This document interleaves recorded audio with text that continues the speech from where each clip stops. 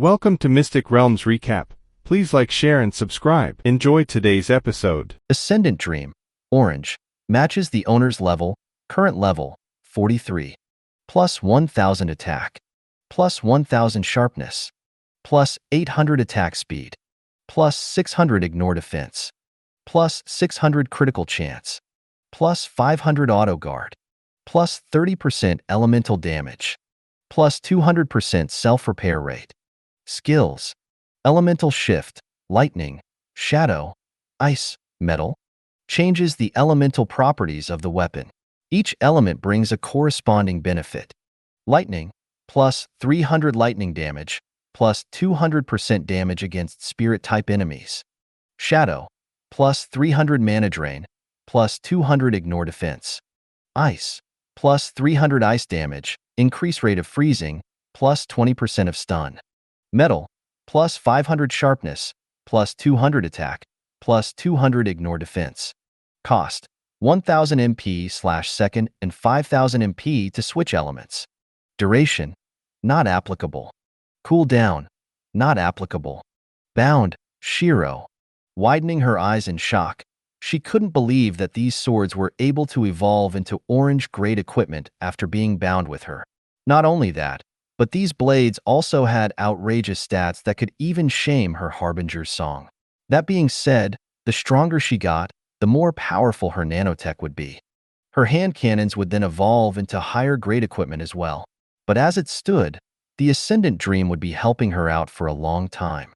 Before she knew it, she was already back at the underground tomb where she had placed her hand on the coffin.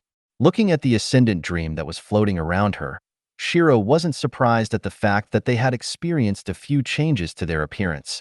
Previously, they looked like plain long swords that an average soldier would equip.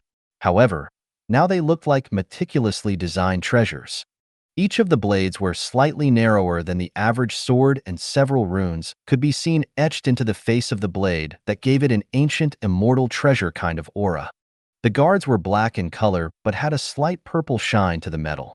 Like the guard, the handles were of the same quality except for the fact that there were neon blue lines running along the handle and into a crystal orb located at the sword's pommel.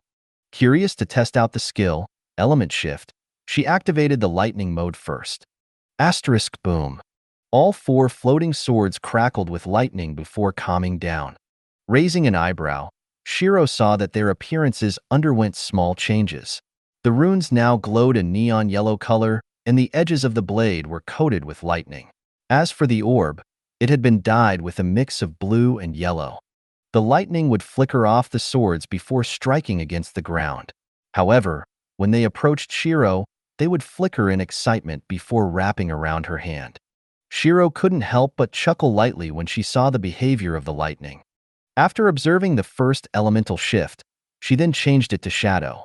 The lightning fizzled out as an ominous black mist started to roll off the guard of the sword with no clear signs of where it was coming from. The swords had a black and purple energy coating the sides of the blades. Looking at the four swords that instantly transformed into demonic swords, she raised an eyebrow as she observed the changes. Similar things happened with the ice and metal elements. Ice was sky blue and metal was silver. However, following which was the problem of storing the blades. It was a hassle to take the blades out one by one before a fight, along with the fact that it would be hard to react to an ambush. Furrowing her brows, Shiro glanced at the blades and decided to stop supplying mana to the blades. Once they lost their supply of mana, the blades transformed into orbs of light that shot towards her neck. When the light died down, Shiro could see a necklace that had four swords attached to it. Each of the swords wear a miniature version of themselves. Well, that takes care of that, Shiro muttered while holding the necklace. After a short moment, Shiro shrugged her shoulders and looked for anything else that she could claim from this tomb. Unfortunately, no matter what she did, the other coffins couldn't be opened, and there was nothing else she could find even after 30 minutes of searching the tomb. Shaking her head with pity, Shiro looked for a way out. Intent to leave detected. As the trials have ended, would user like to leave? Y/N.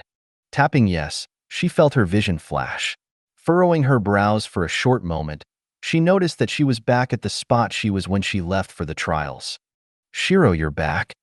Looking at Lyrica, who sat on the tree with her elbows on her knees and her hands to her chin, Shiro nodded her head. How long was I away for?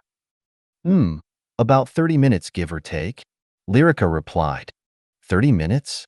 So it is kind of like the dungeons where the time flow is different on the inside. So did you manage to get the sword? Lyrica asked with curiosity. Yeah, it's right here. Snapping her fingers, Shiro inserted mana into the swords, turning them into an orb of light. Asterisk ping. A soft shattering sound could be heard as the orbs shattered to show 4 floating swords that hovered around Shiro. Lyrica almost couldn't keep herself on the tree since she could feel a slight amount of pressure from the blades. You actually passed, Lyrica said, surprised since she knew how hard it was to control the blades. Yeah, there was a small trick needed, but otherwise, it wasn't too difficult. Heh, what rank are those swords? I could feel a sense of pressure when you brought them out, Lyrica asked as she jumped off the tree and landed beside her. Same as your pendant. Orange. PFF orange? Lyrica cried out in shock. Orange equipment wasn't like cabbage that could just be picked up, and yet, in the span of a day after she showed them her orange grade pendant, Shiro found a piece of orange grade equipment. But I thought it was a purple plus grade? How did it become an orange grade item? And not sure, probably something to do with compatibility. At the final test, I got higher than 90% compatibility, so that might be one of the reasons. Shiro shrugged whilst transforming the swords back to their necklace form. Shiro started to explain to Lyrica about the test, and she could only smile bitterly. Forget about the later parts. She didn't even manage to get the swords to float. Not too long after, Madison joined them for a small chat. So what's our plan for now? Madison asked. I'm thinking of holding everything off for a short while. The slumlords are becoming a little unruly since they are kidnapping more and more women from this campsite. While I'm not too sure about what's happening, we should try to protect the people around us for now until the danger passes. I agree. A lot of the mothers have given up being adventurers while the kids don't know how to fight. When pitting them against the people in the slums who are used to killing, it's an obvious outcome. The other adventurers can only do so much, so we should try to help as much as we can. Madison replied. True. But we should also level up when we can, since our levels are a little on the low side right now. Lyrica reminded Madison. Shiro is fine since she is able to beat level 50s anyways, but we're not the same. We got 2 choices. Level up or increase our battle senses. The more viable option is to level up since we haven't experienced battles like them. Not only that, but they'll most likely resort to dirty tactics. Lyrica continued as Shiro nodded in approval. The only reason as to why she could kill the level 50s was due to her cheat-like class, her monster title, and her previous lifetime's worth of battle experience. But that wasn't the same case for Lyrica and Madison. Even though their levels had shot through the roof after they got to know her, they were still students. It was a similar case to giving a child a gun. While they could kill a person with ease, it was also easier for the enemy to snatch the gun from the child. Lyrica and Madison had the level and firepower, but not the experience. You two should go to a dungeon as much as you can for 3 days while I protect this campsite. I want you to level up and gain experience at the same time. The best way to do this is to fight a group of enemies. That way, you'll be forced to keep an eye on your surroundings constantly and keep tabs on all of the monsters. Shiro suggested.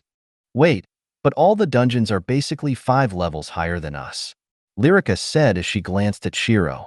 However, she paled slightly when she saw her soft smile that didn't take no for an answer. Madison only patted Lyrica's shoulder.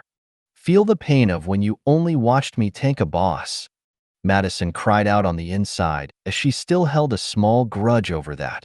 Before she had her Demon Knight class, the best way for training Shiro gave her was to tank a boss by herself when she wasn't even level 20. Go. I'll protect this camp while you do the dungeons. But I need to warn you about the alleyways. Try to avoid them if you can. A few people from the slums tried to kidnap me when I passed the alleys. What happened? Lyrica asked as she wondered about what happened. If something bad happened, I won't be here talking to you. That being said, what do you think happened to them? Shiro grinned. Died. Shiro nodded, confirming her guess. Heis. I pity them. Lyrica sighed with a shake of her head. Why did they have to commit crimes? If they just cleared dungeons like normal people, they would have been fine. And yet, they had to try kidnap Shiro as well. And from her knowledge, Shiro may as well be the world's most dangerous 13-year-old. Don't pity the stupid, or you won't have time to think of anything else. Shiro replied with a roll of her eyes. There were so many people in life who did dumb things even though they knew the consequences. It was to the point that if she walked for 10 minutes in any city, she would be guaranteed to run into a small group of idiots that courted death over stupid choices on more than one occasion. I suppose. Lyrica shrugged since she wasn't wrong. With the addition of dungeons in their lives, they could choose to be upstanding if they wanted to, and yet, they still chose to be bandits. If they wanted to blame anyone, they could only blame themselves. So tomorrow me and Lyrica will be going to the dungeon, while you'll be back here looking after the camp? Madison asked. Yeah, just enter the dungeon without worries. I'll just be here guarding the camp. Though I may step out a few times since I have a few things to do. I got this thing called a trial key, not sure if you two know what it is, but basically it will level me up a bit more. That and also the fact that I have won the permission to access this place called the Mana Springs, which is under the jurisdiction of the top family in Kairosa. They haven't given me a strict time for when I should enter, but I believe that it shouldn't take too long. Shiro replied, having typed out a huge paragraph. Taking a short moment to read the paragraph, the duo nodded in understanding. I heard that the Mana Springs will help reinforce and rejuvenate your mana links. Could it be that you want to take a dip to see if you're able to heal your mana links? Lyrica asked. Yup. Shiro nodded. However, all of this was news to Madison since she didn't know that Shiro's mana links were damaged. All she knew was that the mana links were essentially the second heart to mages. The moment the mana link is damaged or broken, the life of that mage is basically over. Hold up, your mana links are broken. When? How? Madison asked with shock. I don't know. I just woke up with damaged mana links. Shiro shrugged her shoulders. So this whole time from when you were just in your level 20s till now, you were fighting with this kind of limitation? Madison widened her eyes in disbelief. Aside from the fact that skills take more MP and that the spells I cast can't be too strong, I'm pretty much fine. Though if I don't fix this sooner or later, I don't think I'll be able to step into C-class. Shiro sighed. There were still some time for the New York Monster Purge to finish, so she was wondering about when Nantion would get her the Phoenix Rebirth type pill. I can't believe I'm thinking this, but I hope Nantion comes back soon. The sooner he comes back, the sooner I can get the pill for my mana links. Shiro thought with a sigh. With their plans laid out, Lyrica and Madison started to look for a decent dungeon where they would be able to gain a lot of levels, whilst also being able to gain a lot of battle experience. An Alpha Beast type dungeon would be the most favorable. It was due to the fact that while the monsters were sparse, they were essentially mini-bosses that rewarded a lot of EXP. The dungeon where Shiro killed Yetis could also be classed as an Alpha Beast type dungeon. While those two were looking for the dungeon, Shiro was currently eating a mana stone lollipop whilst playing around with her floating blades. She wanted to see if she was able to formulate any kind of attack tactic with the blades, along with seeing if she was able to discover any kind of secret. Since the blades have no growth limit, it means that they would stay with me even after leveling up to level 200. However, if they could level up that much, it also means that it should gain skills every so often, similar to Ine, I believe. Shiro thought with a frown. Soon, the other girls in the tent started to wake up. Good morning, did you enjoy your sleep? Shiro asked Kane. Amen? Shiro-ne, I can't see the phone. Hold it closer, please. Kane replied whilst rubbing her eyes since she had just woken up. Shiro nodded and held the phone closer to Kane. Since Kane was lower leveled, her senses were obviously a little weaker when compared to Lyrica's or Madison's. She would need to be closer to the phone in order for her to read it. Yeah, I enjoyed it. Kane smiled and nodded at Shiro. So what are we going to do today? She asked. Well, Lyrica and Madison may or may not go to a dungeon. I'll be staying here like I promised. That being said, we can do anything you want. Play, train, up to you. Can we train then? Kane asked eagerly. Sure. Shiro chuckled at Kane's eagerness.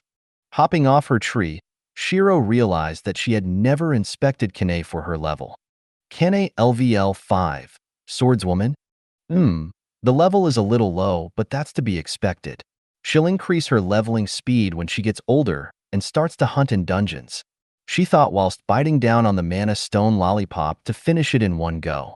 Making a new one, she threw it into her mouth. Een saw her eating more and smacked her head. Ow, fine, you get one as well, Shiro said, and gave Een a lollipop as well. Shirone, when did Birdie like to eat lollipops as well? Kane asked. Don't worry about her. Little Een is a glutton, Shiro replied. So what are we doing first? Kane asked while stretching her body. We'll be doing exercises where it would increase your flexibility whilst also increasing your foundation strength. Shiro then started to demonstrate a few exercises that helped push one's flexibility to the extreme. When Lyrica and Madison saw Shiro perform the exercises, they were a little curious as to how difficult they were. But the moment they tried it, they noticed how hard it was to keep the form as it was pushing your flexibility to the extreme. However, Shiro was performing it easily. I want you to do that routine of stretching every morning so that you will grow up with good flexibility. Shiro wanted Kane to take advantage of her young age and still developing the body to increase the base foundations.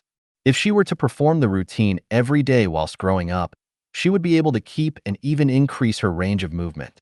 Even if she wasn't going to use it for a fight, it was still very healthy for her to keep her body flexible. And just like that, 3 days had passed quite quickly. All she did during these 3 days were wake up early, go to a dungeon, farm for some food, go home. Not to mention, on the second day, she had received the text about the mana springs. Miss Shiro, the procedures have been completed. Please come to the main mansion in 2 days' time. You will also be required to pay the $21 million on the day. Shiro, thank you. What time should I arrive? Preferably around 1 p.m. Shiro, okay, thank you. In addition to scheduling her appointment at the Osbar family mansion, she had also kept training Kane to the point where there was not a single day where she wasn't about to collapse from fatigue. Yumi was obviously livid, but Kane's determination made Yumi sigh wearily. She was delighted that her daughter was trying so hard to achieve something.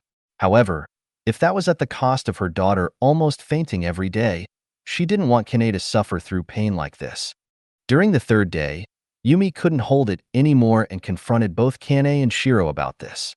Miss Shiro, I know you are a strong adventurer, but I don't want my daughter hurt like this, Yumi said to the best of her ability. Shiro, who sat opposite her, nodded in understanding. I understand your concerns. However, I need to point out that the more we do for Kane now, the easier her later life would be. It's easier to cultivate her flexibility now than when she is in her teens and about to reach adulthood, Shiro replied. During these 3 days, she had started to see Kane as a disciple of sorts. Being a teacher and training the young was something she found to be quite entertaining. Yumi showed some difficulty in understanding the text in her face, but Shiro knew that this was due to the fact that her English wasn't as good as her Japanese. She smiled slightly and gestured for Kane to help her mum. Shirone, basically, Mum wants to say that she doesn't want me to get hurt, Kane said before turning back to her mum. From her observations of their facial expressions, Shiro could understand that Kane was trying to convince her mum that she wanted this training while her mum was worried about Kane's body condition. Kane, would you mind translating this to your mum for me? Tell her that in the future, no matter what, there will be a time when you need to enter the dungeons. Times are tough, and if you're weak, it'll only make you vulnerable. All right, Shirone, hang on. Kane replied and started to translate. However, after hearing Yumi's reply, Kane's face flinched in anger. She was about to respond when she felt Shiro's hand on her shoulder. What did she say? Shiro asked with a smile. She understood that what Yumi said may have hurt Kane, but that was because she didn't want her to be in any danger. Taking a deep breath, Kane clenched her fist. She said, she'd rather me stay weak than fight strong monsters and get stronger, Kane said as she bit her lips. Getting stronger does have its own dangers. The stronger you are, the more dangerous your opponents. Shiro thought and nodded. Well, tell her this. It is true that the stronger you are, the more danger you are in. However, in that moment of helplessness when you are almost killed by an enemy in front of you, even though you can clearly defeat them if you were just a little stronger, is the worst feeling ever. Having to be repeatedly saved is disheartening when you could have avoided it if you were just a little stronger. Strength, whilst being dangerous, is also the key for you to surpass those dangers. Staying weak and not fighting is no different from suicide. Shiro smiled and patted Kane's head. Kane's expression lightened up a lot more. Not to mention, you can reduce the intensity for now and increase it when your mom can't see. Shiro grinned and winked her eye.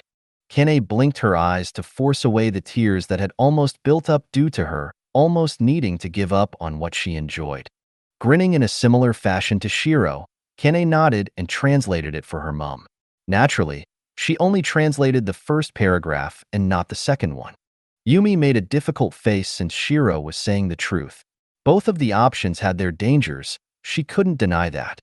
Huh. Yumi sighed out heavily before speaking some Japanese to Kane. Shirone, Mum just agreed? Kane jumped in happiness and hugged Shiro. Shiro smiled and returned the hug. It only lasted a short moment as Yumi pulled Kane back. So Mum agreed as long as you are able to make sure that I am not in any serious danger or harming my body. Kane said after calming herself down. That's a must. Shiro nodded since that was her intention to begin with. She wasn't about to let Kane run into danger, hence why she hid a chip on her body. It was so that she could be notified when Kane was in trouble. Walking out of the tent, Kane and Shiro glanced at each other before grinning. *Pa. High-fiving each other, they resumed their training once more. Yumi could only smile wearily as she looked out from the tent. Not long after their talk, Lyrica and Madison had come back from their ventures in the dungeons. We're back, they called out. Congrats on reaching level 39, the both of you. Shiro smiled. Yeah, we wanted to get to level 40, but our supplies ran out, so we came back earlier than expected. Lyrica confessed. It's fine. You can still go to dungeons tomorrow. Also, I have some good news. Yumi has agreed for me to continue to train Kane. Heck, congrats, Kane. Madison said as Kane nodded her head happily. During the 3 days, Madison and Lyrica would also occasionally train with Kane as well. Their relationship was also similar to that of siblings, but she was still closer to Shiro, much to Lyrica's dismay. While they were chatting, Shiro pulled out another lollipop and threw it in her mouth. I say, Shiro, you've been eating lollipops for 3 days in a row. I don't think that's very healthy. Lyrica asked. No matter what you say, I'm not giving up my lollipops. Shiro replied instantly. She had slowly cultivated a love for her mana stone lollipops that made her think about eating them more often. It wasn't much better as she was also eating mana stone lollipops, albeit not as often as Shiro. Shirone, can I give the lollipops a try? Kane asked curiously. Sure. Shiro was long prepared for this and had bought some normal lollipops beforehand. Handing Kane a lollipop, Shiro informed them about her departure tomorrow. I'll be going to the Mana Springs tomorrow, so I won't be here at the camp. I'll also be out the full day to try this Silver Moon Keep trial key and see if I can harvest any benefits. So you're heading to the Osbar family mansion tomorrow? Madison asked. Yeah. All right. I'll stay back with Kane at the camp since my body's hurting a little from tanking a strong boss, Madison said, whilst massaging her shoulders a little. I'll head to the dungeon tomorrow alone. I also have a skill theory to test out and see if I can add it to my Rose Blossom series. Lyrica added on. Ever since she created the Rose Blossom skill line, she wanted to add as many skills as she could in the skill line since it was something she created herself. She wanted to watch the skill series blossom into fruition, both literally and metaphorically. A new skill idea. If you have trouble with it, don't be shy about asking for help. Who knows? Maybe you'll be able to help me as well since I got my Frozen Hell series as well. They discussed ideas for skills until the sunset. After eating some dinner, to which Shiro only ate her lollipops, they went to sleep. However, halfway through the night, Shiro heard a slight ting of the traps that she had set up. Opening her eyes slowly, they glowed with a cold light. She shifted Kane to the side before walking out of the tent. Once she arrived at where the intruder was, she saw a man walking off with a woman struggling on his back. Her body was tied up and her mouth was stuffed so that she couldn't cry for help. Hmm. The man paused when he saw something from the corner of his eye. Turning to his right, he saw a beautiful girl standing on a tree with her silver hair flowing in the wind. Since the woman was being carried on the shoulder, she wasn't able to see Shiro. Blinking for a moment to make sure he wasn't hallucinating, he saw nothing on the tree and could only frown. Asterisk thud. The woman was knocked unconscious with a single hit at the back of the neck. Before the man could even register what had happened, Shiro had already plunged her index and middle finger in the man's eye holes and her thumb into his mouth. Asterisk crack. With a single twist, she ripped off the front part of the man's face before flicking her fingers and cutting up the rest of his body with her ascendant dream. Due to the fact that they were in an alley, none of the patrols had seen her kill the man. Shiro only frowned before moving the woman to a spot where the patrols would be able to find her. Seems like I'll have to try to clean up the slum area a little in the next few nights. Maybe a few midnight murders would give them something else to worry about. Shiro muttered coldly before returning to the tent and closing her eyes once more. Whilst Shiro was making her way to the Osbar family mansion, she saw that the patrols were causing a small commotion. How did no one realize the man snuck in here and tried to kidnap a woman? A man asked as his face was stern. The people that he was talking to hung their heads in shame as they couldn't understand how he was able to bypass all of them and kidnap a woman. If it wasn't for the fact that someone had killed the man and placed the woman on one of their patrol routes, they would have never known someone had actually snuck in. I want you to recruit more people to help patrol while you narrow down the patrol area. This way, we'll be able to react faster if they invade. We also need a few people up on the guard towers to oversee the entire situation. We cannot let another mouse like this one to enter our campsite. Understood. Smiling slightly at the fact that they were working hard to try to keep the camp safe, Shiro continued her journey towards the city. However, even though she smiled at the fact that they were trying, she didn't put her trust in them. If anything, she believes that they are no better than decoration. If she was the enemy, it would be an easy task to infiltrate the entire place and kidnap a few people. But she had to commend them for the effort. Looking down at her phone, she glanced at the map to check how far away she was from the Osbar family. Oh, so that was the mansion. I had thought that was the city governor's hall or something. Shiro thought as she saw the picture of the mansion. It was one of the biggest buildings in the entire city. Made from polished white stone, Shiro could faintly see a few runes being etched on the pillars that decorate the outside of the house. The runes seem like some defensive type runes, but there's also attack? Narrowing her eyes at the pictures, she realized that most of the pillars had obscured the more important parts of the runes. Ah, so it's a kind of front they're putting on. By exposing some of the runes, they let the city know that they're protected. But by hiding the main sections of the runes, they were able to conceal the main functionality, thus stopping any thoughts of invading. However, the people who want to invade aren't able to set up an invasion due to the fact that they don't have the full idea of the situation. Shiro muttered as she got an idea of the situation. She had to admit, it was a good move on their part since charging in blindly wasn't something the selfish people of the slums would do. Not only that, but from what she had read of the mansion, the defensive measures of the mansion would constantly change and no one but the Osbar family knew of all defensive measures. Since the mansion was easily spotted, she didn't take long to arrive at the gate.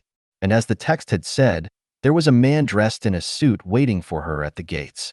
His hair was that of a silky black that had been tied into a low ponytail. A well-proportioned body that didn't look too muscular nor skinny. Gilbert LVL 65, Mystic Knight Apprentice. A Mystic Knight Apprentice.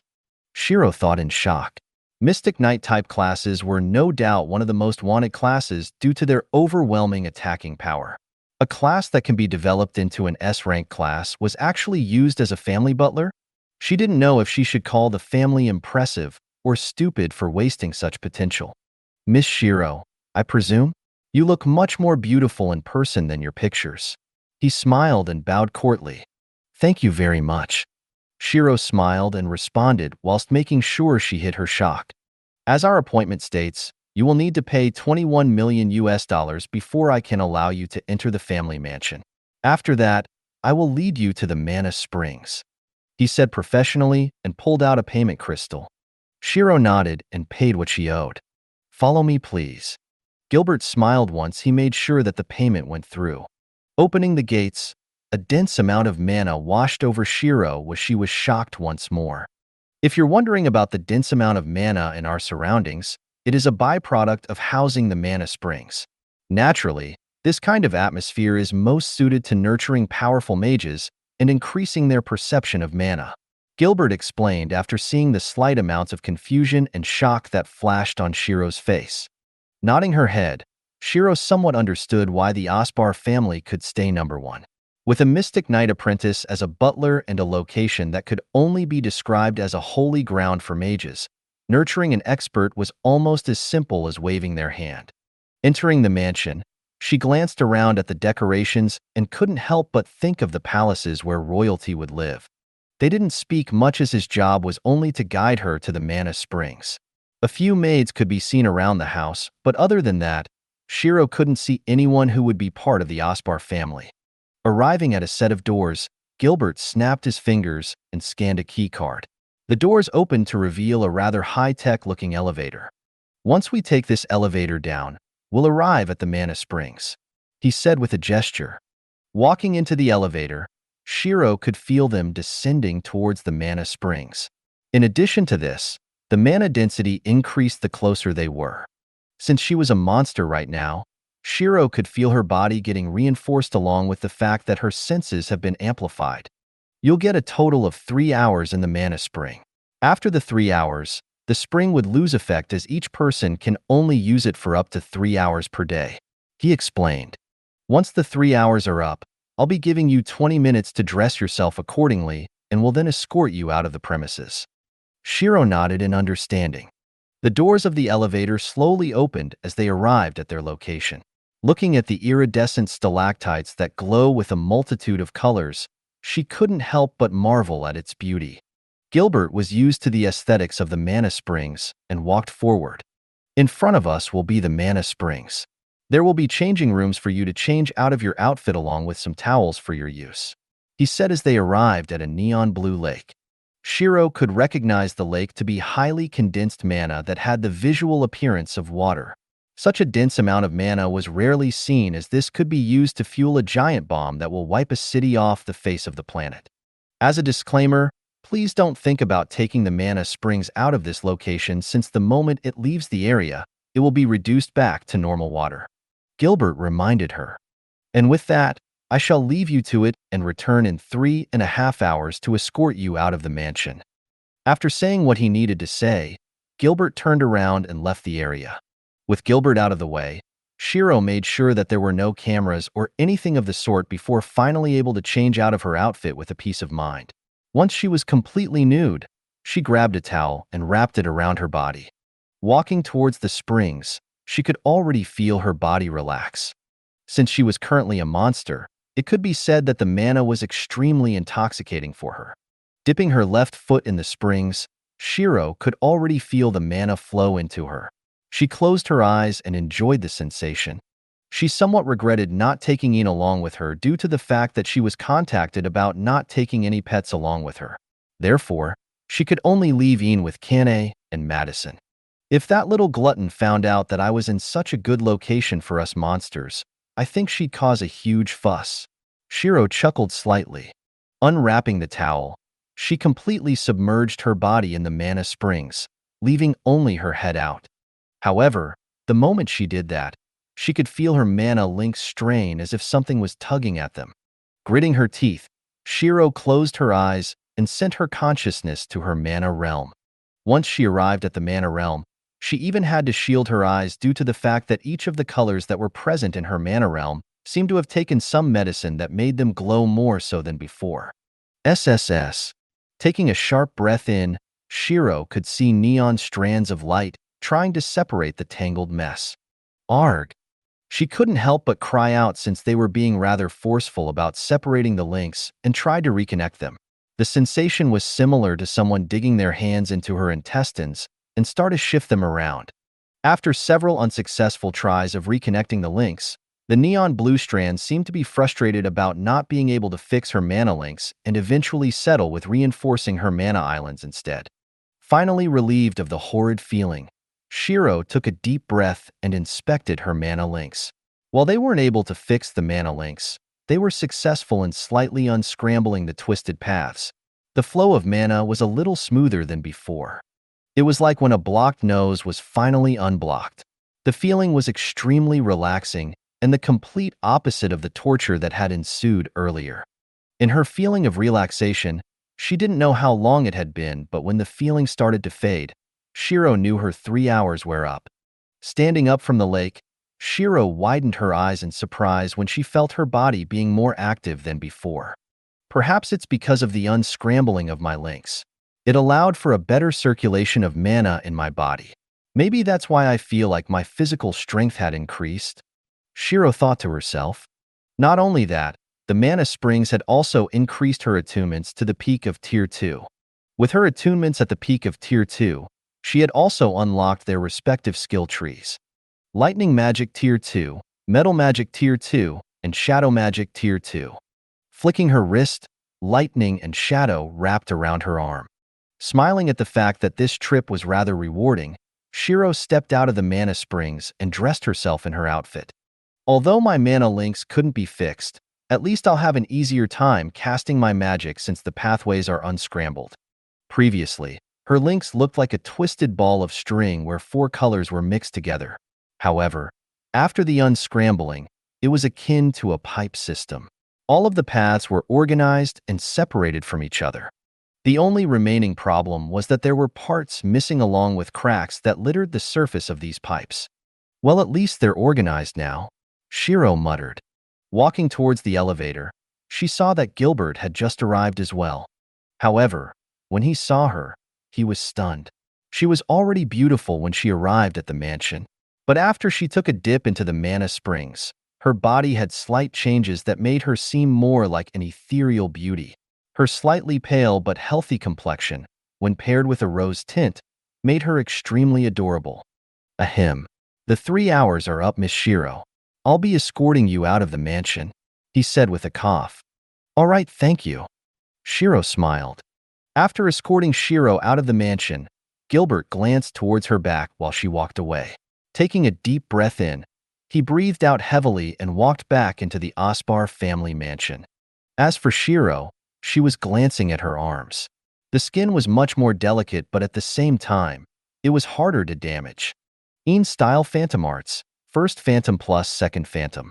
Crouching down, Shiro jumped upwards to test her body out to see if her suspicions were true. Ah! She cried out in surprise, seeing how far she had managed to jump. Landing roughly on one of the roofs, Shiro panted for a moment and suppressed the excitement that welled up in her. With her mana links unraveled, she was finally performing closer to what her body could truly output. Even with the limitations of broken mana links along with them being scrambled, Shiro was still able to outperform adventurers due to her innate potential as a monster. Everyone knew that monsters were more powerful than adventurers of the same level, even though they were unsure of the cause. However, Shiro understood the full picture now. With titles such as Monster and her body physique, her body strength and stat point performance were off the charts. The Monster title bonus worked for her other stat points. She is twice as strong and twice as fast. Now that her mana links were one step closer to being completely healed, she was finally discovering the potential of having the body of a true monster. Taking a deep breath to calm herself, Shiro hopped off the roof of the building. Now that her strength was becoming more monstrous, she had to make sure she controlled it well, or else it may harm the people besides her. Making her way to a clearing, she took out a silver key. This was the second reason as to why she was out today. The Silver Moon Keep. The trial key of which she received after killing a monster known as the Trickster. Pushing the key forwards, she made a twisting motion with her hands, and a silver door appeared in front of her. The surrounding adventurers weren't fazed by this, as trial keys, whilst being uncommon, wasn't exactly rare either. Stepping through the door, Shiro found herself in a jail cell of sorts. Story quest, Silver Moon Keep. You are a young mage that came at the behest of your master. The order was to help recover the keep from the hands of a cult that wishes to revive a great evil that lay dormant on the moon. The key to releasing that evil was in the Silver Moon Keep. However, on your journey, you were ambushed by the cult members and sold to slavers. Your current location is the dungeon of a noble that wishes to have his way with your body. That's a rather interesting start to a quest. Shiro thought with narrowed eyes. Glancing around, she examined her surroundings in detail. She had rusted chains connected to her legs and arms, even one on her neck. Cold tiles and hay are beneath her with several streaks of moonlight that would slip through the window and illuminate her jail cell. An orange hue could be seen flickering past the jail cell, showing her that a torch was nearby and that she was currently unguarded. This was due to the fact that there were no human shadows around from what she could see. Naturally, there could still be guards nearby where their reflections couldn't be seen. Looking down, she saw that her clothes consisted of a ragged shirt, a long brown skirt, and some knee-high boots. Well, at least I'm clothed and not on some love bed of a fat noble, she thought to herself as she glanced at her status board. Everything was the same, causing her to sigh in relief. Although, it seemed like she was only allowed to use her Snow Girl class.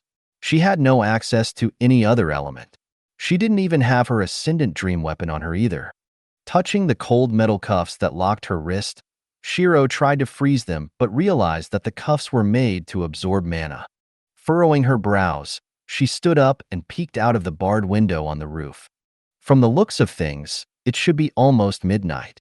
Shiro thought to herself and patiently waited for someone to come. Since she wasn't able to use her mana, she could still kill someone through physical strength. Oh my, well, it seems like you've calmed down a lot more now. Stopped screaming? A voice called over. The owner of the voice was a tall, blonde-haired man. He wore a noble attire that made him look refined but couldn't conceal the lust in his eyes. Atticus LVL 50, Noble Knight. Shiro was surprised that it wasn't a fat noble that wanted his way with her but instead, an above-average man. That being said, she still wasn't going to let him touch her. Shifting her gaze away, she ignored him. That's it. Be stubborn. It'll be more fun to break you that way. He grinned whilst opening the jail door. Walking towards her step by step, he crouched down and grabbed her chin. Moving her head so that she looked at him, he was confused as to why it seemed like she was looking at a dead man. The disdain in her gaze made him furious.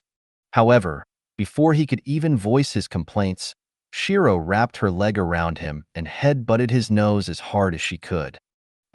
Crack. Breaking his nose, Shiro bit his hand and wrapped the chain around his neck. Wait, what are you doing? Stop, ARGG. Atticus cried out in panic when he felt the chains around his neck. Crack. Kicking his head and torso, Shiro also tightened her grip around the chains. Unfortunately, she wasn't able to decapitate him, but the chains had instead broken his neck. Looking at the dead noble who had his head hanging weakly to the side, Shiro spat on his corpse in disdain. Is this Missy's body something trash like you can touch? Shiro said with contempt. Crouching in front of his body, Shiro quickly searched for some keys before the guards arrived. Since he had managed to shout before dying, the guards were bound to hear it. Thankfully, Atticus had the keys to her retrains on him. Clang, clang, clang. The heavy cuffs were unlocked with the key. Much better, she muttered whilst massaging her sore wrists. Due to the fact that the cuffs were rather heavy and that they absorbed mana, Shiro wasn't able to use her full strength. Otherwise, the noble's head would have been separated from his torso rather than just broken. Searching his body for anything else she could use, Shiro frowned when she realized that he basically had nothing else of importance. Not only that, she wasn't able to collect his body either. I guess I can't loot them since this is a trial. All rewards will be given at the end. She sighed and tried to store the cuffs away in her inventory. Materials that could absorb mana and stop a mage from using their spells were rather rare. So if she was able to get this material and hand it over to Helion, she could make a weapon that could render mages useless.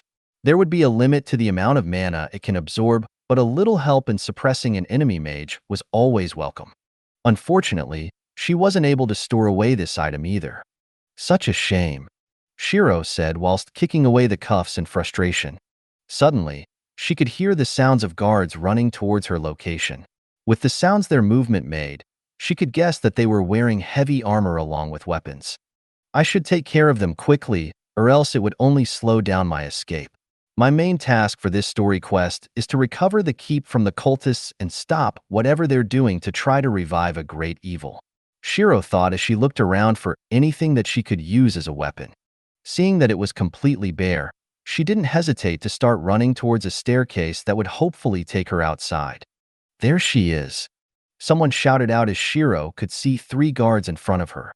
Scoffing slightly, she decided to test out her newly improved body strength. Asterisk bang. Stepping down as hard as she could, she launched her body forwards and hit one of the guards with her knees. This caused his armor to cave inwards while he widened his eyes in shock. Not only that, but the force of her knee had also collapsed his ribcage on itself and pierced all of his organs. During this moment, she supported her body with her hands and kicked towards the lower jaw of the other 2 guards, demonstrating her great flexibility. Asterisk crack crack. Her kicks were able to easily break their necks as they fell down weakly. Shiro didn't know what level they were, but she knew that they had to be low-leveled for her to be able to deal this much damage. Flipping her body forwards, she saw 3 more guards charging at her above the stairs. Ha, such a pain, Shiro muttered and tapped the walls with her fingers. Asterisk krrr. Ice coated the walls within a matter of moments. Asterisk bang bang bang. 3 ice spikes shot out from the ice and pierced the guards' temples, killing them instantly. Since the staircase in front of her was a spiral staircase, it would be more efficient if she ran along the walls so that she was able to have more room should she need to attack. Dashing along the walls, Shiro made a handful of daggers and threw them at any incoming guards. Arg. Ret ar. Help. Sounds of the guards dying like flies could be heard as Shiro couldn't be stopped at all. Jumping out the doors, she found herself surrounded in a training field. So the dungeon was literally next to the training fields, huh? She muttered whilst looking at the small army of guards that surrounded her. For the murder of the guards of this household, die witch. The leader shouted out. The first row of guards dashed forwards while the back row charged up fire-type spells. Freeze. Shiro grinned and commanded. Frozen hell. Frozen slumber. Magic circles surrounded the field and instantly turned the place into an icy tundra. Due to their low levels, Shiro was able to clasp her hands together with ease and in doing so, erasing their life with a single skill. Asterisk crack.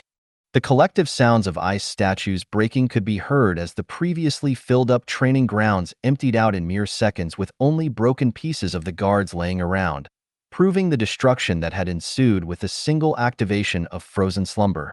Crouching down, Shiro jumped backwards onto the battlements and glanced towards the surroundings, hoping to gain an understanding of where she was. Shielding her face for a moment from the wind, Shiro saw that she was in a medieval city of sorts. Wooden houses laid in neat rows whilst the road was paved crudely with stone. Naturally, not a single person was out due to the fact that it was deep into the night. Shiro suspected it to be around midnight due to the position of the moon. I'll have to wait till sunrise before I can go scout out for any information, she muttered and jumped off the walls. Her white hair reflected the moonlight, causing it to be extremely eye-catching should anyone look towards her. I should probably get a black robe or something to hide my appearance. Landing softly on one of the houses, Shiro looked for a place to rest till sunrise. I need a place far from the palace since I killed the noble. Maybe I should live in someone's basement? Shiro thought to herself in humor. However, she knew that her best option would be either the sewers or back in the palace. Contemplating to herself for a short moment, Shiro settled with the sewers. Looking around for a sewer entrance, Shiro frowned as she could smell the disgusting stench of the sewers. Yeah well, *ck that. Shiro then proceeded to break into an inn. Sneaking around the outside of the inn, Shiro climbed through the windows and rested her body on the roof beam of the building. Shifting her body so that it was mostly out of sight, she closed her eyes and rested her body. Hashtag, hashtag, hashtag. The next morning, Shiro sneaked out of the inn and made her way to what seemed to be a bar. Naturally, since she didn't have any money on her, she decided to use a little sleight of hand to get herself some funds for her travels.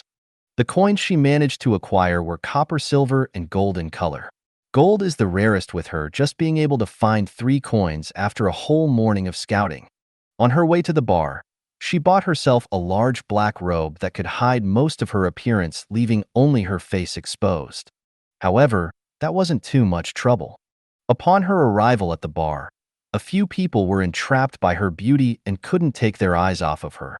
Releasing a sliver of killing intent, Shiro walked up to the counter. "Are you able to tell me a little bit about this place and anything that has been going on?" Shiro asked with a smile. The barman was stunned by her voice, as it sounded rather young, but very pleasing to the ear. Him. How much do you want to know?" he asked with a slight cough and started to polish one of the cups. "Everything, down to the small details like the town name and any nearby towns," Shiro replied. "Well, you'll need to order a drink for that. But since young miss is so beautiful, it's on me." He smiled and handed her a drink. "Ha ha ha. Well, I'll have to thank you for saving me some money then," Shiro replied and took the drink. Casting inspect on the drink, she felt her smile twitch for a moment. Ale, a type of beer brewed using the warm fermentation method, has a sweet and fruity taste. However, visually, it looks like piss. Who knows, could very well just be sweetened horse piss. Were the last 2 sentences needed? Shiro thought in her mind and brought the ale to her lips. Naturally, she wasn't opposed to alcoholic drinks, since her physique would just make the ale taste like plain water. And as she had expected, it flowed down without taste. The barman was shocked at her tolerance and the fact that the little lady in front of him had chugged a huge mug of ale down her throat like it was nothing. Bam. Slamming down the mug, Shiro smiled lightly and turned to the barman. "Now then, tell me what you know." Where to start? This town's name is called Arkala, and the noble house that watches over this place is the House of Uter. The closest surrounding towns are Romsey and Rochdale. You can get to them with 2 days' worth of carriage rides. The barman started off. "As for anything that's been happening, word on the street says that last night, the young master of the Uter was killed by a slave he had bought. Ironic, really, that guy was never a decent human being." He shrugged whilst grabbing a new cup to polish. "Ho, seems like you don't really like the young master of the Uter family." Shiro raised an eyebrow. "Nah, no one does. Especially women. If he has his eyes on anyone pretty, even if they're married, he'll capture the woman and have his way with them. Unfortunately, every time the inspectors came, he was always able to hide the evidence, so they can't do anything to the bastard. You're lucky, young lady. If you had been a day earlier, I'm sure the bastard would have sent his men over to grab you." "Ha ha ha, thank you for the warning. I'll watch out," Shiro responded with a smile. "So do you know a place called Silvermoon Keep? I was heading over there and had gotten lost on my journey." Silvermoon Keep. Could you be on about one of the most fortified towers in the country? If there aren't any other Silvermoon Keeps, I believe this should be the one. In that case, then I suggest you rethink your journey. Rumor has it that a band of evil cultists have made the place their home. Not only that, but none of the official soldiers had managed to retake the keep due to how fortified it is. Not to mention the fact that the cultists somehow recruited quite a few talented mages into their midst.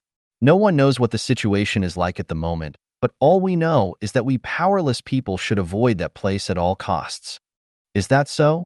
Then do you know a place where I can buy a map of the entire place? A map? Just go down the streets and turn left. Continue down the road and you'll eventually see an old man wearing a straw hat, straw bag, and a broomstick. His name is Derek, and you can buy a map off him for 5 silvers. It's expensive, but the maps drawn by him are worth it." "Thank you. Tell you what, give me another ale of yours, and this time I'll pay for it." Shiro smiled. "All right, that'll be 50 coppers. He replied and made another cup of ale. Paying the money, Shiro chugged down the ale and walked out of the bar. "Damn, that lady's got a stomach for ale, all right," the barman muttered in appreciation before continuing his job. Following the barman's instructions, Shiro found Old Man Derek by the rivers. "Excuse me, are you Derek?" Shiro asked politely. "This one is called Derek. How can I help you, young miss?" He responded with a kind smile. "I would like to purchase a map if that's possible." "Of course, where to?" "Silvermoon Keep." I'd suggest you avoid that place. Word is that evil cultists have taken over the keep and the army can't do anything about it." He frowned slightly. "I know, but I have urgent matters there, so I must go." "He's fine. A map for Silvermoon Keep. You should know my price, right?" he said whilst shuffling through his bag and grabbed a tied-up scroll labeled Silvermoon Keep. "Yes, I do. 5 silvers, is that correct?" she asked and handed over the money. Receiving the map to Silvermoon Keep, Shiro walked away and unraveled the map. There are 2 stops before I can get to Silvermoon Keep. Roughly 3 days of travel in total between locations, she thought whilst observing the map. To get to Silvermoon Keep, she had to travel to the town of Hythe first. After arriving at Hythe, she'll need to then travel towards the west, towards Norbury before she could reach Silvermoon Keep. If she was fast with her travels, she'd arrive there in 3 days provided that she doesn't take any breaks. If she was slow, it may take up to a whole week before she could arrive at her destination. That being said, she wasn't sure if the last carriage would even go to Silvermoon Keep from all the rumors she had heard. With the townsfolk recommending her to avoid the keep, she doubts the carriages would take her there. "Which means I can take 2 carriages to Norbury and then everything else will be on foot," Shiro concluded. Storing the map away, she made her way to the stables, in hopes of hitching a ride towards Hythe first. When she arrived at the stables, she saw a small-sized caravan recruiting for some bodyguards. "Excuse me, are you perhaps going to Hythe?" Shiro asked the recruiter. "Amen? Yeah, we are. But our carriages are already full. Plus, we're only looking for bodyguards now. I doubt a young lady like yourself can fight well, so maybe next time," he replied as he heard her voice. He couldn't see her face clearly since she only reached his lower chest in height. "About that, I'm an ice mage looking to join some people to Hythe. I can work as a bodyguard if that's okay with you," Shiro replied, not minding the fact that he thought she couldn't fight. "A mage? You?" he asked with a raised eyebrow. "Take your hood down. I'll need you to demonstrate your magic and record you into the register if that's the case." Shiro nodded and flipped her hood down. Her white hair flowed out behind her as the people of the caravan were shocked at her beauty. "What kind of magic do you want me to demonstrate? Defensive type or attack type?" she asked. Him. "If you can demonstrate both, that'll be great," he replied as he tried to suppress the blush that had crept up on his face. All right," Shiro nodded. Stepping back a little, she made sure that there was some space around her. Stomping down, Shiro created rows of ice walls around her in an instant. The recruiter was shocked at the activation time since it was common knowledge that mages needed to not only chant, but also charge up their spells.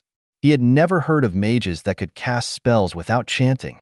Not only that, but the magic took effect almost instantly. Asterisk click.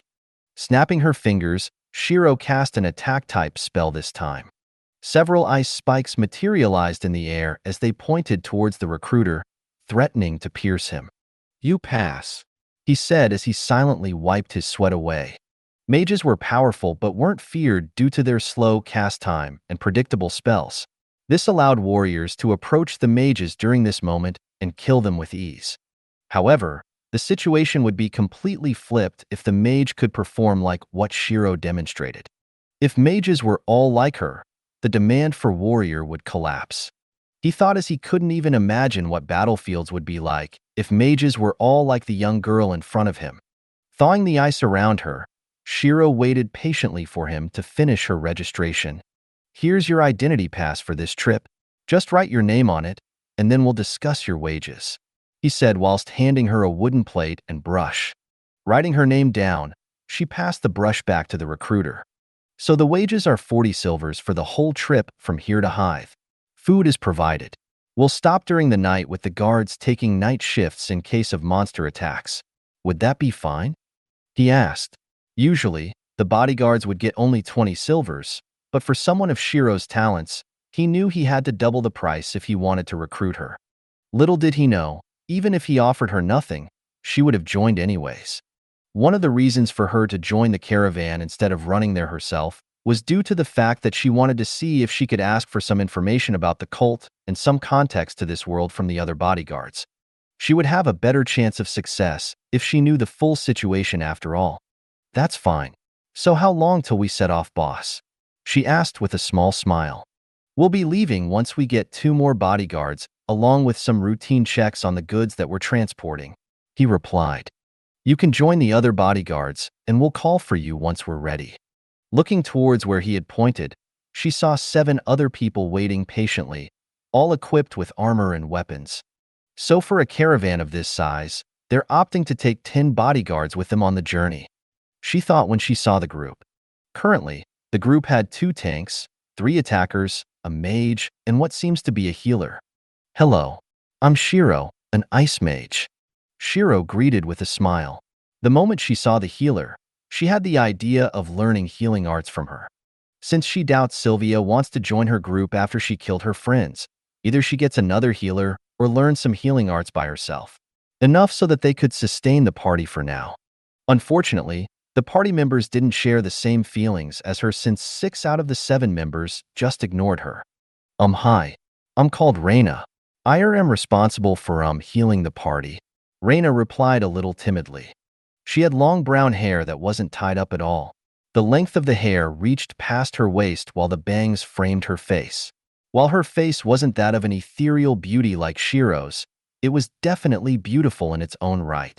As for her outfit, it was a priest robe that was mainly colored white with red streaks along the edges.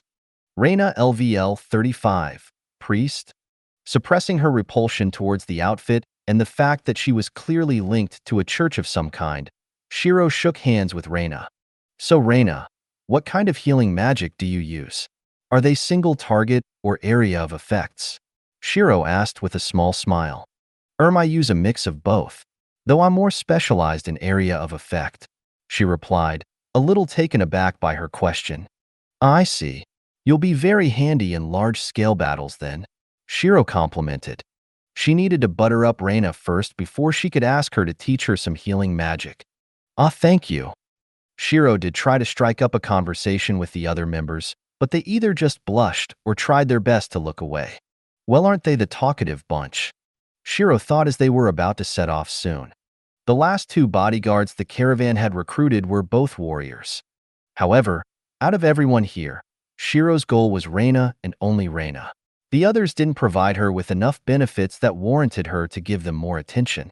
So after one failed attempt at striking up a conversation, Shiro completely ignored them and left them to their down devices. All right, we're setting off.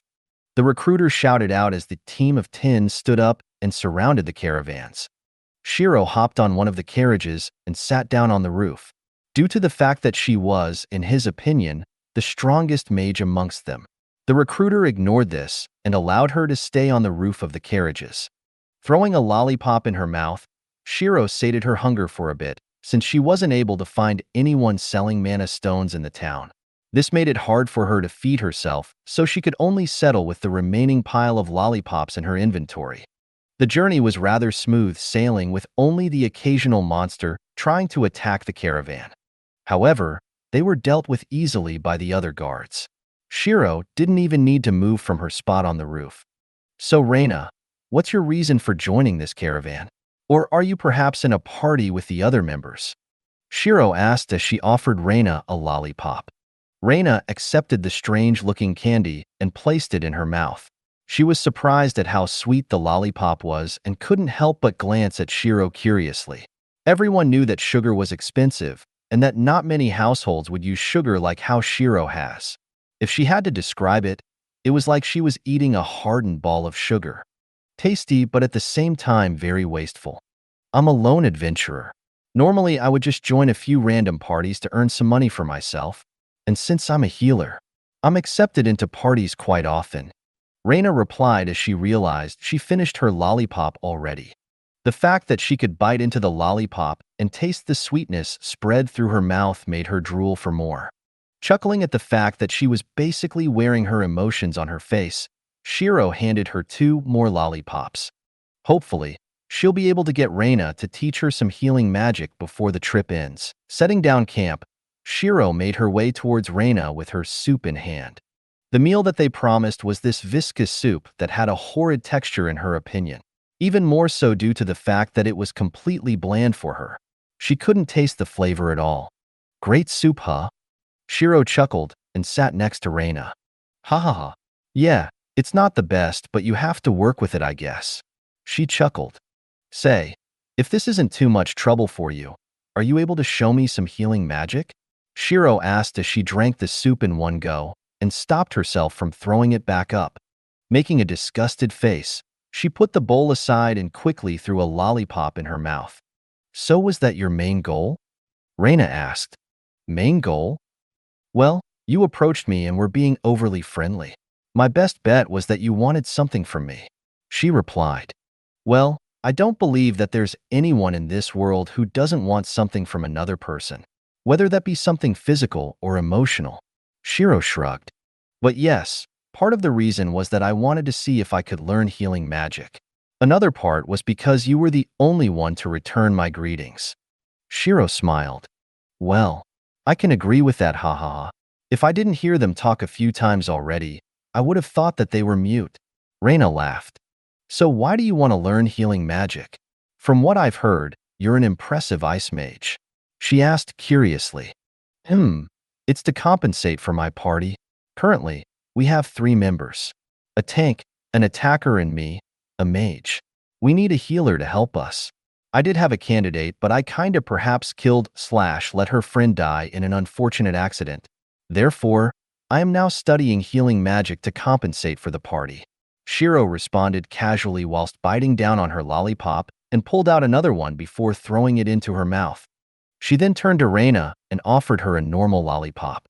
Not rejecting the sweet, Reina finished her meal and accepted it. That will definitely be awkward if you were in a party together. Reina nodded whilst eating the lollipop. All right, I'm not sure if you can learn it, but I can demonstrate it no problem. Reina smiled and stood up. Great. So where do we start? I'll need a small injury so that I can demonstrate dash. Asterisk Pushi. Shiro made a knife hand and plunged it into her forearm the moment Reina said she needed an injury to demonstrate. Stop. I said small. Reina cried out in shock. Shiro doesn't even flinch and tilted her head slightly. But this is small? I avoided my bones, my veins/arteries, and my tendons. The only thing I damaged was muscle, she replied. Reina wanted to smack Shiro across the head for being stupid, but inspected the wound. However, to her surprise, Shiro was right. There were only damages to the muscle and nothing else. She needed to take a second look at Shiro to make sure that she wasn't dreaming. See? Just the muscle damage. Shiro smiled. Reina's mind was screaming out, what the F***ck right now? She had never seen anyone plunge their hand into their arm with such confidence and no hesitation in her life. Not only that, but Shiro didn't even flinch as if the pain wasn't even there. Is there anything wrong? Shiro asked, slightly confused about Reina's pause. Nothing. Doesn't it hurt? She asked timidly. Just looking at the blood gushing out of her arm made Reina flinch slightly. Hurt? I mean, it should do. But my pain senses are dulled a little. Plus, it's not enough for me to actually show some physical reaction to it. Shiro replied casually as she pulled her hand out of her arm. Flicking her arm to the side, she shook the blood off her hand. So can you demonstrate your healing magic? Shiro asked once more. Nodding her head, Reina crouched in front of Shiro and held her hands over the wound. Closing her eyes, a green glow encased her hands along with the wound. Gods of the heavenly order, bless this priest with the power of miracles. May the spirits mend her wound. Hearing the chant, Shiro had to suppress the urge to smack Reina's hand away, not wanting to be healed by something that relied on the power of a so-called god. Closing her eyes, she sensed the flow of mana and how it healed her wound. She could feel the mana simulate the recovery of her body. Rather than healing, it's more like speeding up the time around my wound and letting it recover naturally. Shiro thought whilst observing the changes to her body. Done, Reina said after fully healing the wound. Moving her arm around, Shiro nodded before stabbing her hand into her arm once more. What the hell? Reina cried out in shock. She had just healed the wound and now Shiro's gone and reopened it. Without replying to Reina, Shiro narrowed her eyes at her wound. Even though there were some foreign mana in play when she healed my wound, I should be able to recreate the same effects if I were to have enough visualization and mana. Snapping her fingers, a green fire lit up on her hand. Reina was shocked that she could barely say a word. Shiro glanced briefly at her hand before moving it over her wound. Slowly outlining the injury, the fire was healing the wound at a visible pace, much to Reina's disbelief. Shiro had the idea of using her fire coupled with the mana manipulation of the healing skill so that she could both kill any bacteria or virus that may have infected the wound along with healing it. This way, she'll be able to avoid any unforeseeable problems. After a short moment, which was only a little slower than how fast Reina healed, Shiro's arm was back to normal. Well, that was interesting, Shiro muttered as she had unlocked a skill tree much like her Frozen Hell series, only this time she didn't make the skill tree but rather discovered the skill tree. Skill recognized. Awarding 100 free stat points. Discovered Ancient Healing Art Series. Ancient Healing Arts, Fire of Life.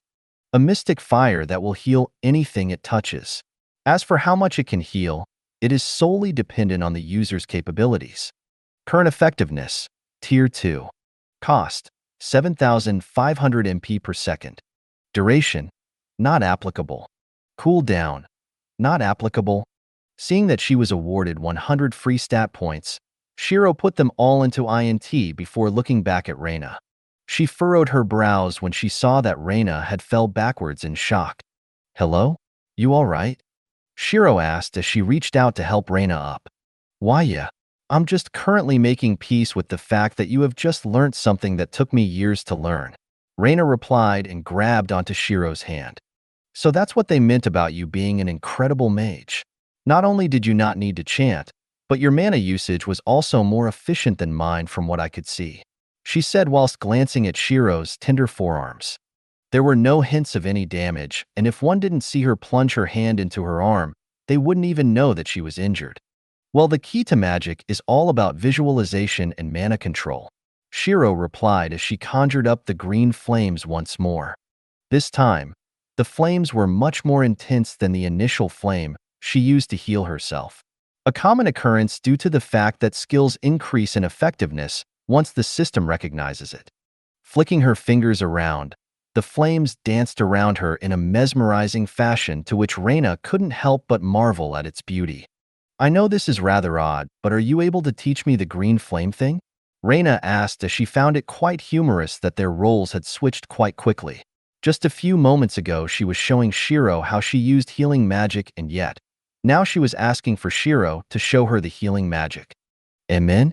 Sure. This flame is a mixed skill between a fire skill called combustion and your healing skill.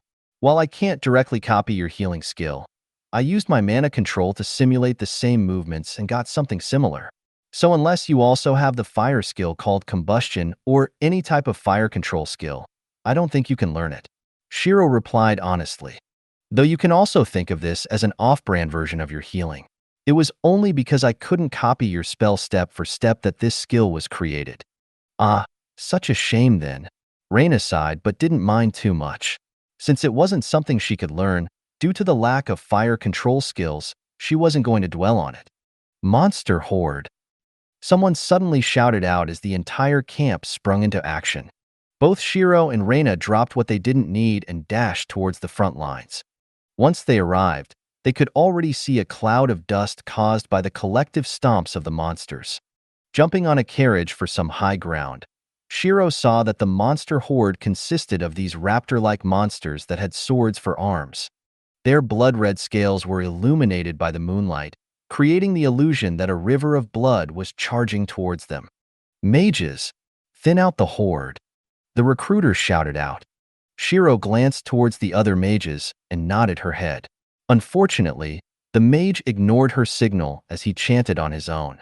This caused Shiro to frown as the mage was being uncooperative, Che, not that I need your help anyways. She thought before turning her attention back to the incoming horde. Taking a deep breath, Shiro moved her arms in front of her. Asterisk boom. As if the mana was suddenly injected by some sort of stimulant, they surged towards her palms. The suction was so strong that it had even interrupted the magic the mage was casting, much to his annoyance. Ignoring his hateful glare, Shiro twisted her palms as 6 magic circles exploded out around the horde. Freeze! Shiro shouted out whilst clutching her hand. The moment she did this, the magic circle thrummed to life as ice chains shot out of the circles and lashed towards the monsters. Whilst this was happening, a blizzard had appeared and was freezing everything that was inside its area of effect. Sadly, the monsters were low-leveled, so they hardly gave Shiro any EXP. Seemingly understanding the danger of her spells, the raptors cried out before splitting apart and avoided the blizzard. Shiro controlled the spell, but the movement of the blizzard was too slow. Glancing at the other guards, she rolled her eyes. "What are you doing standing idle for? Stab them!" Shiro shouted out. Her shout snapped them out of their daze from seeing such a powerful spell and charged forward. She furrowed her brows when she saw how amateurish they were when thrown in a group fight. If not for Reina's healing, there would definitely be some casualties. "Screw this. Let this miss show you how it's done," she shouted before snapping her fingers, making it so that her spells automatically controlled itself. She then jumped off the carriage and towards the monster horde. "What is she doing? Stop her!" the recruiter shouted in shock. A mage's weak point was naturally their close-quarters combat potential. No matter how powerful she was, once she is surrounded by the raptors, there was no doubt that she'll die. However, contrary to belief, close-quarters combat was not her weak point. While it wasn't as refined as her mid- to long-ranged combat, it was enough to help her secure her position as the apex in her previous life after all. Crossing her arms, she made a handful of ice-throwing knives before twisting her body and threw all of the knives towards the group of raptors. Asterisk Kisha. All of the knives hit the center of the head without fail, killing the raptors instantly. Just before she landed, Shiro cocked her arm back before slamming her palms into the ground. Ice instantly spread outwards with huge ice spikes shooting out from the ground and threw large groups of raptors through the air. Pivoting on her left foot, she did a swiping motion with her right foot and caused a wall of ice to be erected in front of her. This blocked the slash attacks of incoming raptors with ease. "Huh!" She stomped down heavily as the ice wall separated itself from the ground. Asterisk bang. The wall broke apart and reformed itself into hundreds upon hundreds of ice spikes that drilled into the bodies of the raptors and shredded them into flying chunks of meat. With her surroundings cleared, Shiro took this moment to gather more mana around her. Since her links were organized, this allowed her to enter her pseudo-elemental armor for slightly longer periods of time, along with the fact that the pain she felt when activating this was decreased significantly. She intended to use this to thin out the crowd as much as she could. The crystal ice armor appeared on her body as the spiked chain wrapped around her forearms. Clutching the base of the chains, Shiro twisted her body and sent the chains out around her. Asterisk bang bang bang. Whenever the chains touched one of the raptors, it would instantly freeze a part of their body and crush it into dust. After a few swings of her chains, she retracted them before releasing her pseudo-elemental armor state. Glancing around, she nodded in approval since she was able to clear out a large number of the mobs in a short moment. Watching her walk back, the warriors only had one thought in their minds. King Hell, who said close range was a mage's weak point. Come out and explain this. "I won't hurt you." The rest of the monster horde was easily cleared out as Shiro sat on the carriage roof as usual and ate her lollipops. "Want some?" Shiro asked casually as Reina had long finished her supply. "Sure," she replied after a short pause. Reina couldn't help but feel a twitch in the corner of her mouth as Shiro casually slaughtered a monster horde and offered her a lollipop. "How did you do that? I thought mages were supposed to be weak in close quarters," she asked as she unwrapped the lollipop and put it in her mouth. "Well, I trained up my close quarters a lot since I knew it was a weak point. If you know it's a weak point, why would you do nothing about it? Shiro replied with a tilt of her head. It should be obvious if one thought about it. True. But most mages opted to increase their firepower though. Something like, kill them before they reach me. That's stupid. What if the monster was faster than your casting time? Plus, can't they multitask with fighting and casting? Why the hell do they take years to cast a single spell? Che amateurs. Shiro scoffed. Little sis, not everyone can be as ridiculous as you, okay? Hashtag hashtag hashtag. The horde was completely cleared out after 30 minutes of fighting. Due to Shiro's demonstration of power, the gaze the entire crew sent her was a mix of fear, shock, and reverence. They made sure that she wasn't displeased at all. She was fed with the best food they had, and even somehow made the roof of the carriage into a miniature throne for her. Not rejecting their kindness, Shiro only chuckled and sat on the throne. The material of the throne was amazing as Shiro couldn't help but relax her body and close her eyes. It was soft to the touch, and was similar to memory foam that would curve around your body to make sure that it was as comfy as possible. The latter half of the journey was smoother as they didn't experience any bandit raids, nor did any monsters attack them. Upon their arrival at Hythe, the bodyguards left after they were paid. What are you going to do now? Shiro asked with a small smile. Well, the main reason I came to Hythe was because the healers in the city are struggling with a disease that had appeared in the West. Right now, they've quarantined the area off so that no one else can be affected. Side quest. Epidemic? You have discovered that a rare disease was being spread around the western area of Hythe. You have the choice of curing the disease, finding the cause, or just assisting the healers with helping the infected. Do you accept the quest? Why/N? Rewards will be given at the end of the trial. Seeing the side quest that had suddenly appeared, Shiro thought about it carefully. I don't know about any time constraint with Silver Moon keeps cultists. Therefore, the chances of failing the main task could increase if I took the side quest. However, if I was to just help out with healing the affected, I should be able to increase my rewards while still saving myself some time to clear the main quest. Can I help? Since I've just learned a healing spell, this can be both practice and voluntary assistance. Though I won't be able to help for too long since I need to make my way towards Norbury. Shiro smiled as Reina was surprised before excitement welled up in her.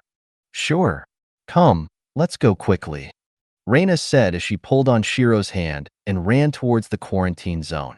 Smiling at her enthusiasm, Shiro allowed herself to be pulled over to the quarantined area. Upon arriving at their destination, Shiro widened her eyes in shock as the situation was worse than she thought. Not only are the infected lined up row by row like graves, but their complexions were horrible as well. Pale skin that was closer to a ghostly white with blotches of purple on their skin. There were lumps all over their body, as she could faintly see a yellow pus ooze out from these lumps. Looking up in the air, Shiro could even see the faint signs of spirits being formed. While the formation of a spirit was common for situations like this, there were a small number of solutions that one could use. Not only that, but she could see the half-formed spirits leaching from the infected, causing their symptoms to worsen. Unfortunately, it seemed like no one else could see the spirits leaching from the infected. Hello, I'm Reina, the one who signed up to help. Reina said towards a man who was currently writing something down on a board. Reina? The one who applied in Arcala? He asked. Shiro could see the dark circles under his eyes, showing the lack of rest from dealing with the epidemic. Yes, I also have a friend here that can help with healing magic. Her capabilities are no less than mine. She replied. All right, just find yourself an empty spot and start to heal the person. It's best that go get some protective clothing as well in case you're affected, he said whilst pointing towards a group of people that were handing people some protective outfits. The duo nodded and headed over to the stall. The protective outfit was just a layer of fabric over their entire body and a face mask. A little crude, and it does F***CK, all to protect you from the spirits. Shiro thought as she glanced back into the sky. The biggest spirit was still only a baby spirit as it hasn't matured yet. This was good news for her since it meant that she could kill it easier. Spirits were weak to a lot of things. but one needed to make sure that they could see and hit the spirits first. Not only that, but spirits are also somewhat immortal. Given enough time, they'll reform themselves, unless they had an exorcist that could purge the spirits. Changing into the outfit, they walked towards a few of the infected. Reina crouched down and started to heal the patients. Shiro, on the other hand, was making eye contact with the spirits. Narrowing her eyes, she then crouched down and clicked her finger. A green fire lit up on her hand as Shiro hovered it over one of the purple blotches on the patient's skin. *TSSS.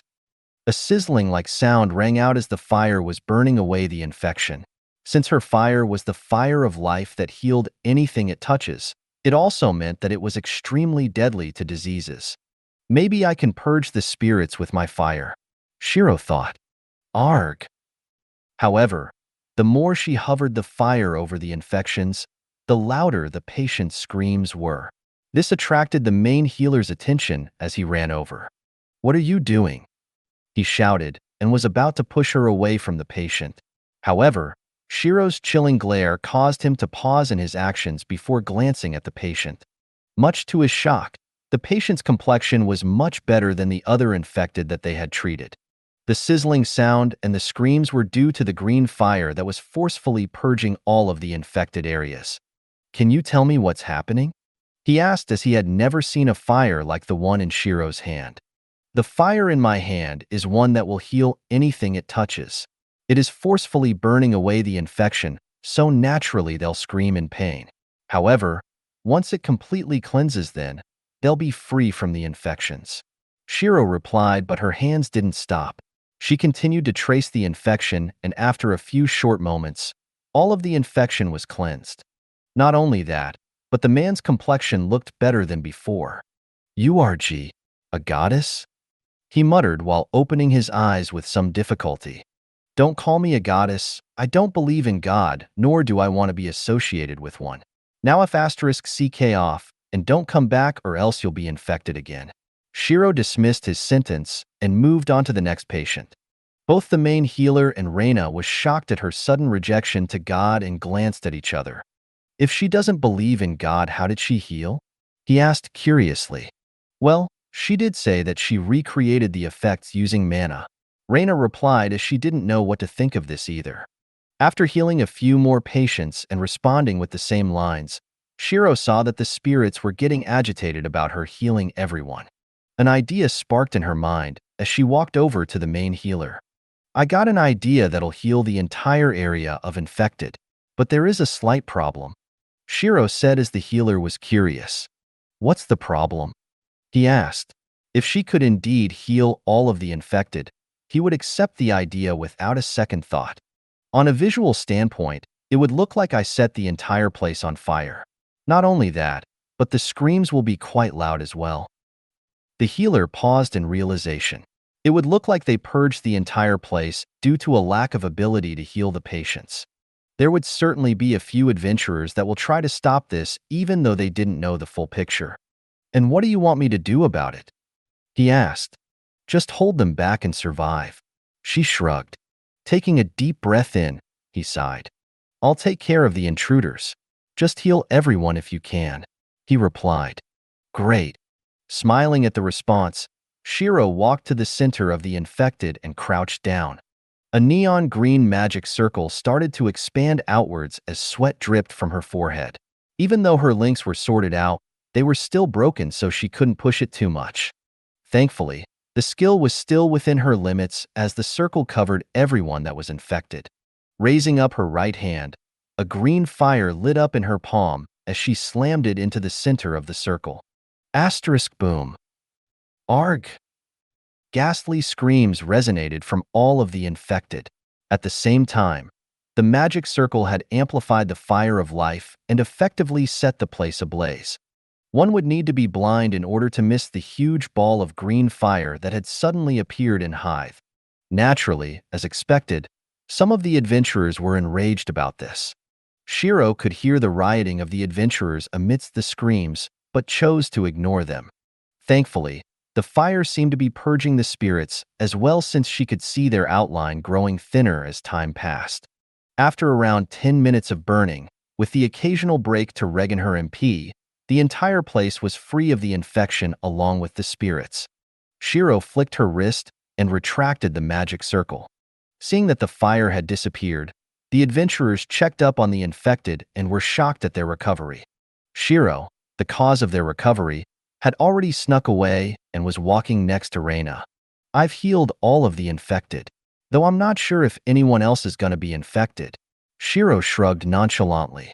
Reina could only look at Shiro with admiration as she managed to heal everyone with a single idea of hers. I still can't believe that you've managed to make such a strong skill in such a short time. Reina sighed. Well, I didn't make the skill but rather discovered the skill. Not that she needs to know. Shiro thought to herself. However, her brows were furrowed due to the fact that the side quest seemed to have just disappeared. It never told her about its completion or if there were more to do. Since I've already helped heal the patients and cleared out the spirits, it should amount to something, I guess. She thought. Since the infected are healed, I'll be making my way to Norbury. What are you going to do? Shiro asked. Me? I'll probably stay in this city for a while. See if anyone else needs my assistance. Reina replied. Is that so? Well, it was fun while it lasted. I need to go to Norbury, so I'll see you later if fate allows it. Shiro said with a small smile. Before you go, can I have one more of those lollipop things you gave to me before? She asked as Shiro chuckled when she saw some drool threatening to flow out. Sure, here, she said and passed her one of the lollipops. Bidding farewell, Shiro made her way to the stables once more to see if there were any carriages to Norbury. However, due to the fact that Norbury was one of the closest towns to Silvermoon Keep, merchants and adventurers have been cautioned to stay away from Norbury. This resulted in not many carriages actually traveling to Norbury, much to her annoyance. Young miss, you said that you were looking for a carriage to Norbury? A man asked. Amen? Yeah. You got a carriage, old man? Shiro replied with a side glance. Old man? I'm only 34. The man replied with a twitch of his lips. Yeah, you're 34 and I'm 13. Obviously, you'll be an old man when compared to me. Shiro rolled her eyes. Her mood wasn't the best right now as she had spent quite a while asking around for carriages to Norbury, but none was up to the task. Well, what if I said I had a way to Norbury? I heard that you were strong, so I want you to guard my shipment of goods to the town. He smiled. Shiro narrowed her eyes as she knew he wasn't anyone with good intentions. What shipment? She asked. You don't need to know. A trip to Norbury with no questions asked. All you need to do is to protect my shipment. Well, what's the worst that can happen? Shiro thought to herself. Sure, take me to Norbury and I'll guard your shipment with no questions asked. Deal. So this is the shipment that you'll be guarding. We have 4 large carriages, and you're not allowed to peek or ask any questions about them. In return, we'll pay you 4 gold and a journey to Norbury. The man said whilst pointing at the carriages that were locked tight. Can I sit on the roof? Shiro asked. Pardon? Can I, this miss, sit on the roof of these carriages? Shiro asked once more. Sure, as long as you don't peek at the shipments. Nodding her head, Shiro walked towards the carriage situated in the center of the convoy. Making herself comfy on the roof of the carriage, she laid on her back and crossed her legs. The man had never seen someone as relaxed as Shiro, especially not with her kind of beauty that can only be described as one in a million. Shaking his head, he started to gather the rest of his crew for their journey to Norbury. Shiro ignored all of the commotion around her, as all she needed to do was to relax and guard everything till they reached Norbury. That being said, she was a little curious about the shipment. However, as a professional, she'll only look at the shipment once she got what she wanted. After all, she never said that she won't look at it after their business is over. Feeling the carriage shake, she knew that they were setting off, so she pushed her senses out to keep an ear out for any monsters or bandits that wanted to rob them. Strangely, however, the carriages were completely silent. Not a single sound could be heard from them. Seems like they've isolated the sound of the carriages. Shiro thought without much care. If they took that many precautions with these shipments, her desire to see what they were transporting only increased. though it could potentially be something illegal since he doesn't seem like a good person, she thought as she flicked her wrist. An ice javelin materialized above her as she then controlled it to shoot forwards. Asterisk bang. The sudden appearance of the javelin shocked the crew as they glanced back at Shiro. However, seeing that she hadn't made any more moves, they continued their travels only to find a monster pierced through the head. The monster had half of its body camouflaged with the floor. If not for the fact that green blood was flowing out of his head, they wouldn't even have noticed the monster. The man who recruited Shiro narrowed his eyes as he saw her capabilities. For her to be able to accurately see through the disguise of the monster showed that she was extremely capable. But perhaps a little too capable, as he was slightly regretting the fact that he had recruited her. He wanted someone who could guard the shipments whilst they could still threaten if they wanted to rebel. However, from what Shiro had shown, trying to threaten her would only result in a situation similar to the monster on the floor. What's the matter? Something wrong? Am I too strong? A cold voice rang out behind him as sweat dripped down his back. He could see a few strands of white hair that flowed down due to Shiro hanging over the carriage. Looking up, he could see her cold azure eyes that seemed sadistic almost, as if she was looking at a plaything that she could end at any moment. Her smile that sent shivers down his spine, and the fact that she was making constant eye contact without blinking made him feel unnerved. "And no, S strong is G good," he replied as his voice trembled slightly. "Ha ha ha ha. Well, as long as you bring me to Norbury, I won't interfere." Shiro laughed before moving back to her spot.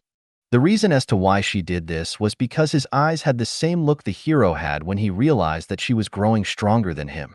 Watching Shiro return back to his spot, he could still hear his heart pound. His mind was numb, and the regret of bringing her on board was growing by the second. "What have I done?" he thought to himself in fear. There was a small part of him that realized that he wasn't going to be surviving the day, but he didn't want to humor that thought. ####. There were a few monsters that tried to attack the convoy during the trip, but Shiro took care of them without a problem. However, the more Shiro killed, the more fearful the man became. Wanting to get this potential calamity off his carriage as soon as possible, he sped up the journey towards Norbury with the crew barely getting any rest. But due to Shiro taking care of the monsters, all they had to worry about was driving the carriages. And so, they arrived at Norbury in only 2 days compared to the estimated 3 days journey time. "Young miss, we've arrived at the location now," he said with a bow. "Amen, that was rather quick, wasn't it?" Shiro asked whilst narrowing her eyes. This caused the man to tremble, but he still responded. "Of course. We don't want to hold you up after all," he replied and paid her the 4 gold. "Well, all right, I'll leave now," she said as she hopped off the carriage and walked away from the convoy. Naturally, she was still going to keep her eye on it due to the fact that she wanted to see what they were transporting. If it was something that passed her bottom line, kill them all. If it was something that didn't pass her bottom line, then she would just ignore it. But first, she needed to double-check about the route to Silvermoon, keep along with the current situation of the army fighting against the cultists. Since her ultimate goal was just to stop them from reviving a great evil or whatever, she could ultimately just kill all of the cultists and it will be a-okay. Once again, she arrived at the tavern and paid for a cup of ale.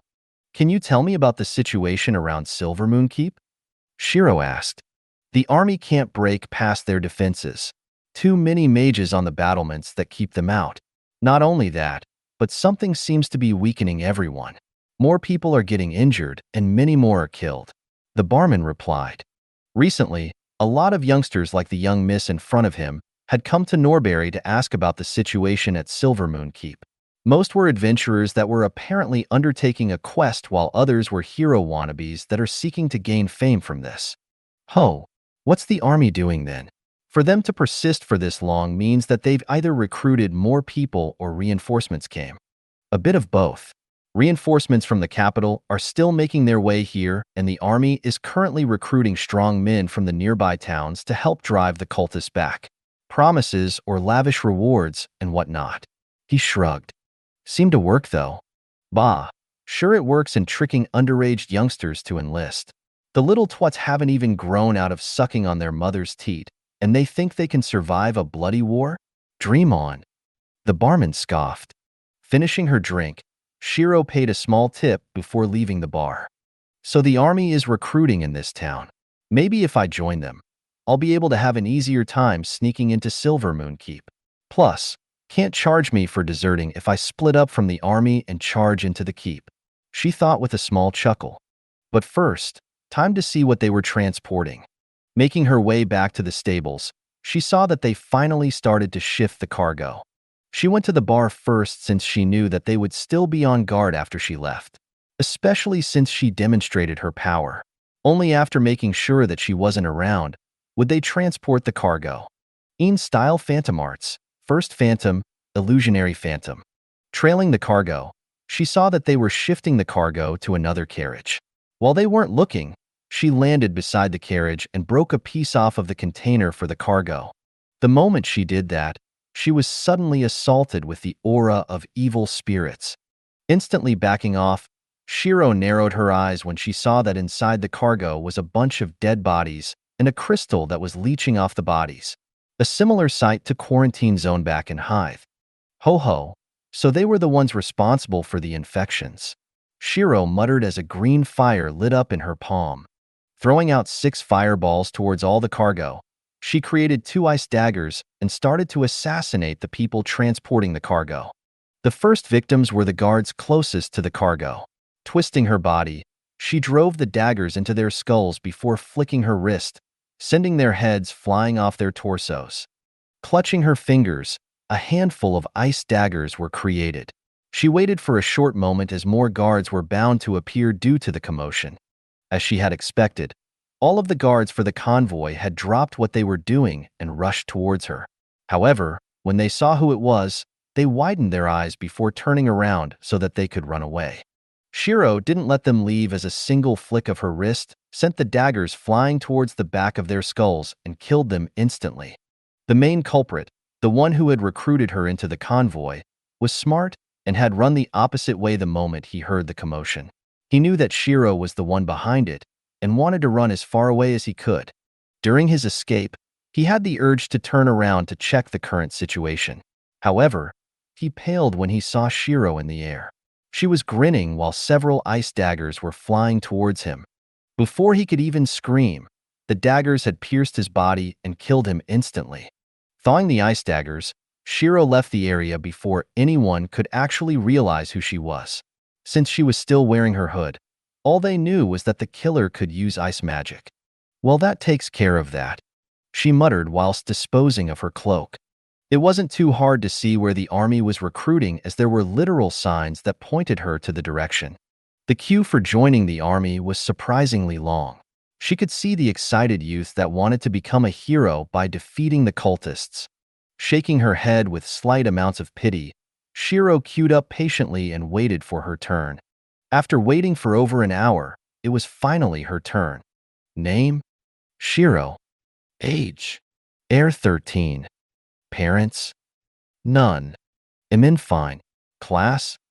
Ice Mage. Take this and go to the left. They'll test your aptitude to see where you will be stationed, he said whilst handing her a piece of paper. Following his instructions, Shiro went to the left and saw a small queue of mages. It seems like there are more warriors when compared to mages in this trial.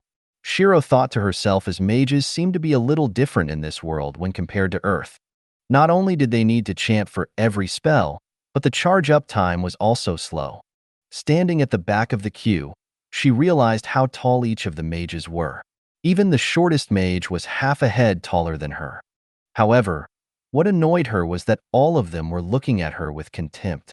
Even though they were amazed at her beauty, they were annoyed at the fact that a midget decided to join the army. Naturally, if Shiro was to know that they classified her as a midget in their minds, she wouldn't mind cutting off their legs to see who was the midget now. Thankfully, she didn't need to wait too long as the number of mages were significantly smaller when compared to the amount of warriors. Name, Shiro. Age, 13. Parentless and an ice mage. Demonstrate to me an attack-type magic and I'll grade your cast time and power, the recruiter said whilst looking at her info. Asterisk click. Snapping her fingers, for ice spears materialized around her, shocking all the mages on scene. The recruiter's jaw dropped in shock. "So what's my grade?" Shiro asked. "A hymn, cast time grade S. Attack the dummy and I'll evaluate the strength," he said as he coughed a little. Asterisk bang bang bang bang. Before he could even blink, the 4 spears had long pierced the 4 dummies and pinned them to the wall. Grade Air, power grade S. Take this and go to the captain near the gates. He'll take you to the carriage for the elite squad, he replied whilst still trying to digest the shock from her performance. Meanwhile, Shiro, who was the cause of this shock, couldn't help but sigh at how bad mages were in this world. Even a simple spell that an amateur could do back on Earth was enough to warrant an S rank. No wonder they're getting pushed back by the cultists, Shiro thought to herself. With how easy this world seemed to be, she wasn't too excited about the rewards anymore. From her viewpoint, just the fact that she was able to learn healing magic was enough of a reward. Hell, even if she failed the quest now, she wouldn't even mind. S-ranked elite? All right, follow me, the captain replied and started to lead her away to one of the carriages. Since you're the only S-ranked mage we have, we'll be stationing you with some warriors to form a small hit and run squad that will be invading the keep while the rest of the army distracts the cultists. So do I just kill them all? Shiro asked as her enthusiasm for such an easy quest was at an all-time low. Yeah, the captain replied, a little surprised at her response. How many people are in the squad and when do we leave? Including you, there are 5 people in the squad. We'll be leaving tomorrow morning. Min, who's going to be the leader of this squad? You can decide that by yourselves. Also, nice enthusiasm, but try to turn it down a notch. Invading Silvermoon Keep isn't an easy task and many had already died, he warned. Min, sure. She dismissed him nonchalantly. His lips twitched slightly in irritation due to her nonchalant reply, but chose to ignore it. After all, they were seeking out help from the local people. Yo, we got a midget in our squad now, huh? A blonde-haired teen said as he poked his head out from the carriage. However, the moment he saw her face in detail, he paused in shock. Alex, either get your ass back in the carriage or get out, an impatient voice shouted out. Hush, Nathan. I am currently burning the image of a goddess in my eyes, Alex replied as he stared at Shiro. Shiro's face darkened as she had the urge to not only chop his legs off for calling her a midget, but also associating her with a god. Heis.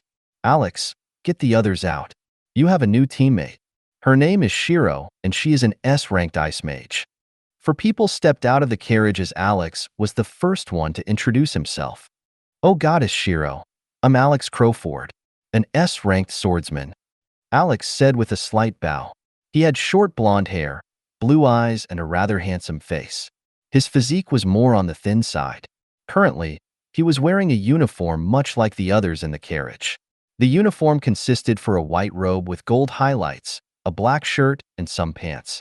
On top of this, there are some light pieces of armor around the chest, shoulders, arms, and legs. I'm Nathan, an S-ranked swordsman. Nathan followed up with a simple introduction. Unlike Alex, he had dark blue hair that reached his back in length. My name is Emily. And mine is Felicia. We're both archers and twins, Emily and Felicia said at the same time. They looked almost identical except for the fact that Emily's hair was longer than Felicia's, and that Felicia had tied her hair up into a ponytail. All 4 of them had the same uniform on, so Shiro guessed that it was mandatory for letting others know of their identities. We don't have a healer? She asked with a raised eyebrow. We do have healers, but none that are capable enough to actually join this party. The captain sighed. Well, you 5 get to know each other. I'll see if there are any more S-ranked combatants. Also, uniforms are in the carriage. You can pick one that suits you. Watching the captain leave, Alex walked up to Shiro. Goddess Shiro, may I know if you are currently seeing anyone? He asked. No. Also, don't call me a goddess, Shiro replied. So who's the captain of this squad? We can't just attack without a proper chain of command, she asked. Well, me and Felicia don't want to be captains, so it's either Nathan or Alex, Emily replied. Out of you 2, who has experience in being a party leader? Shiro asked as she looked at the duo. I have some experience in leading the party, Goddess Shiro. I was in his party, Nathan said whilst pointing at Alex. So Alex is the leader? All right. When we're fighting, I'll follow orders to some extent. Though my main task is to just kill the cultists, okay? No problem. Alex smiled. Sighing slightly, Shiro looked for a uniform in the carriage but frowned when she saw that none of the uniforms was for her size. Are there any uniforms smaller in size? Shiro asked whilst poking her head out. Unfortunately, there aren't any more uniforms smaller in size. The one in your hands is the smallest one they have. Nathan made an apologetic face. Heis, forget it then. So what's the plan you have so far for breaking into the keep? Shiro asked. God dash. Okay, before anything, stop that. Call me goddess one more time and just watch what happens. Shiro glared at Alex. However, she didn't release any killing intent since her control was slacking a little. She needed to keep a tight seal on her intent until her control returns. Then what should I call you? Just Shiro is fine. So what's the plan?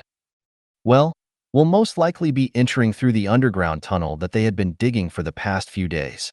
It'll lead into the dungeon under Silvermoon Keep, and we'll kill our way out from there. Alex replied. They discussed a few of the tactics for fighting in a group.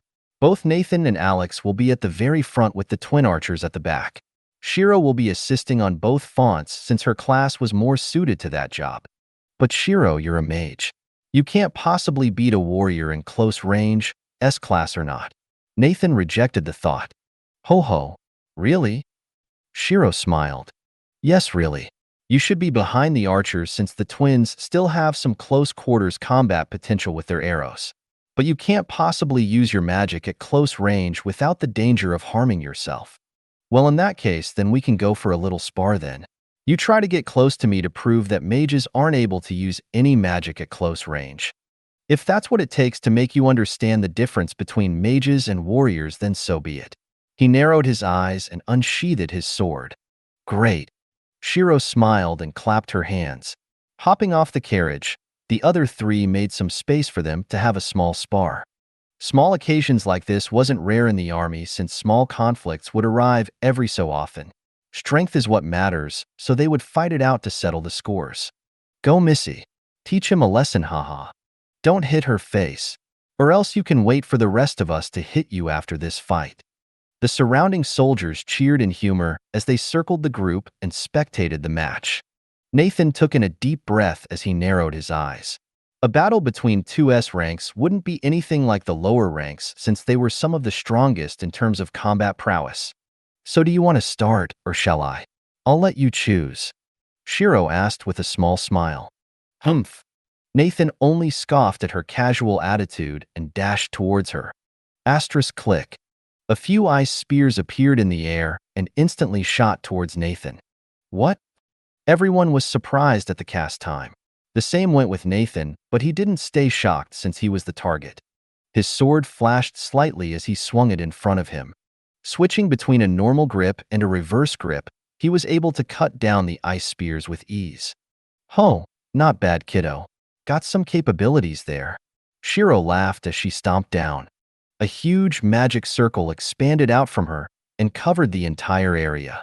Jumping upwards before the circle could even take effect, Nathan managed to avoid having his legs frozen stiff. Twisting his body in midair, he blocked a few ice spears that tried to hit him when he didn't expect it. Who? Go! The crowd cheered in excitement. Landing on the ground, Nathan pivoted on his foot and swung his sword horizontally. A huge wave of fire shot towards Shiro. She only flicked her fingers as a huge wall of ice erected in front of her and blocked the fire easily. However, the fire was only a diversion as Nathan had already closed in on her with his sword gliding towards her. Unfortunately for him, she was long prepared as she was still relaxed about this fight. Before the sword could make any decent progress towards her, a sheet of ice materialized and blocked the sword. What? He thought in shock. Quickly adapting to the situation, he pivoted around her ice block and swung his sword upwards. Asterisk dang. What happened next shocked everyone as the small mage was actually able to pinch Nathan's sword. If she had used magic, then fair enough, they could still wrap their head around that.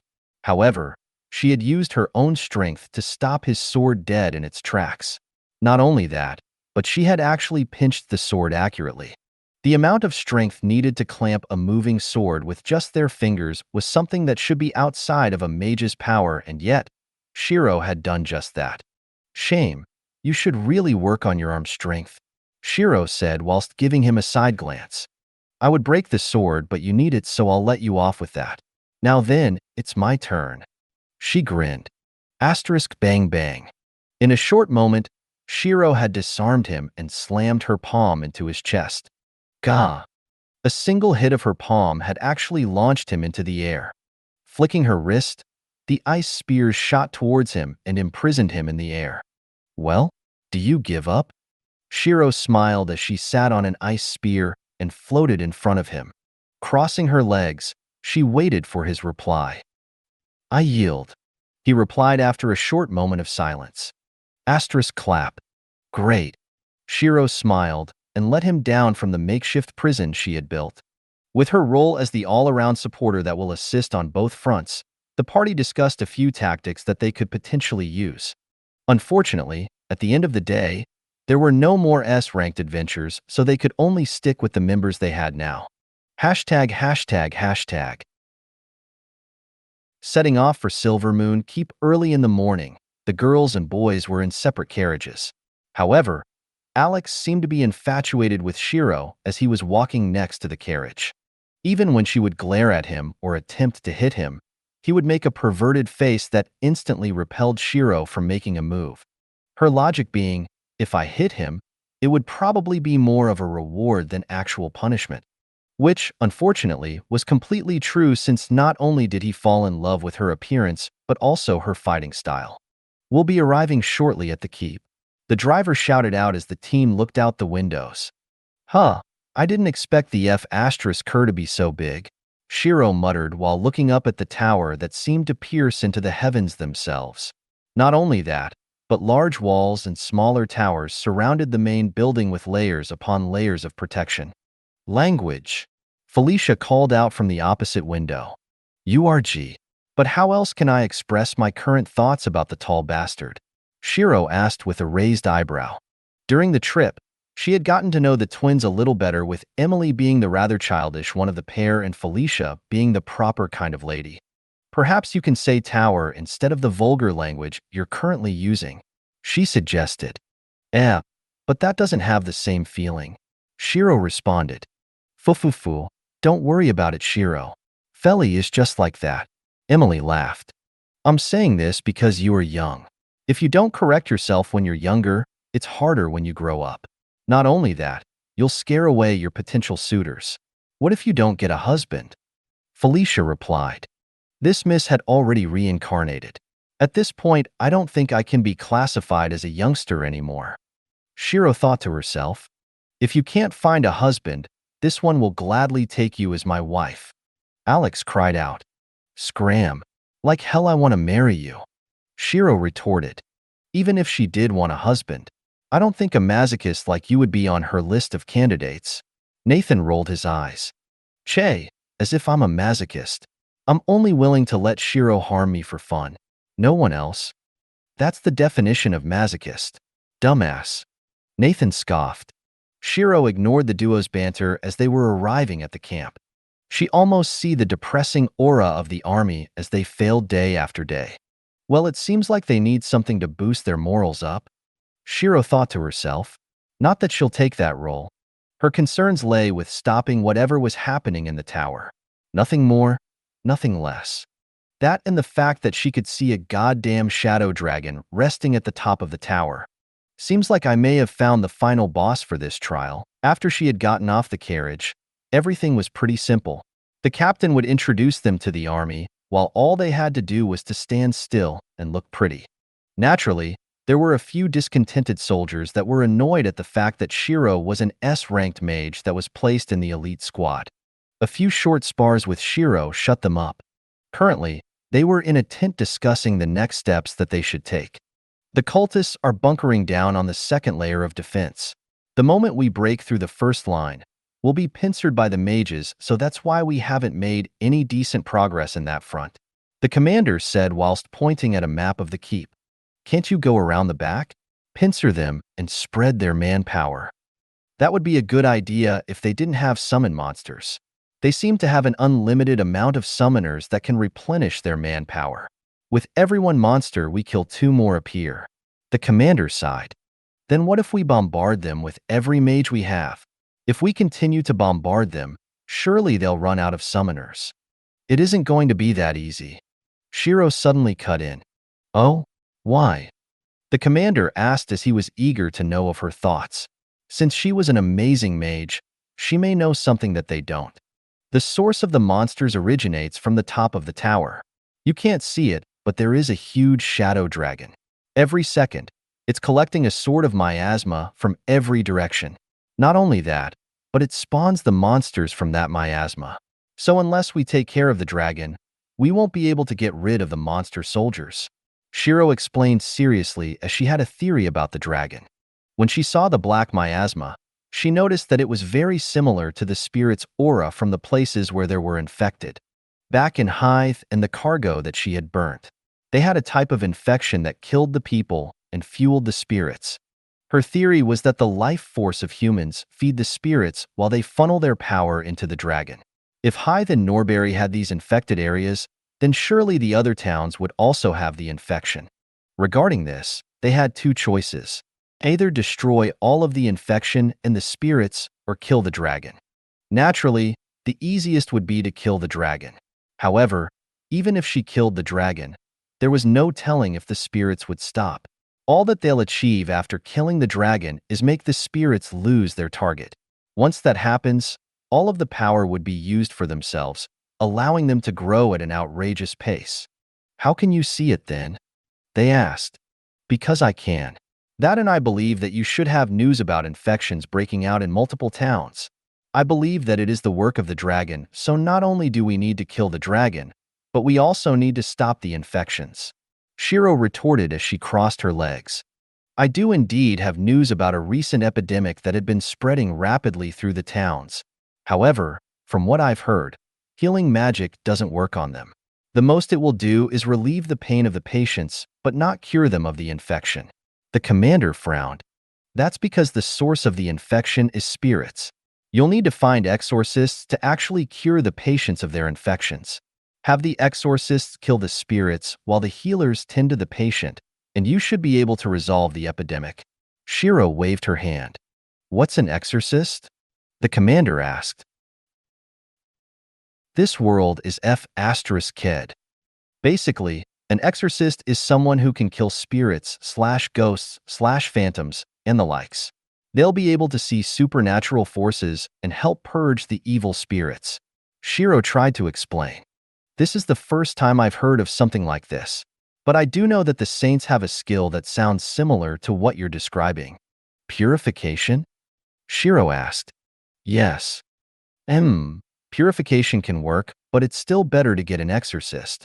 Because unlike saints who will need to use purification without seeing the target, exorcists will be able to efficiently dispose of the spirits. So unless you have enough saints and enough potions to help them regain mana, it would take a long time to cure the infected.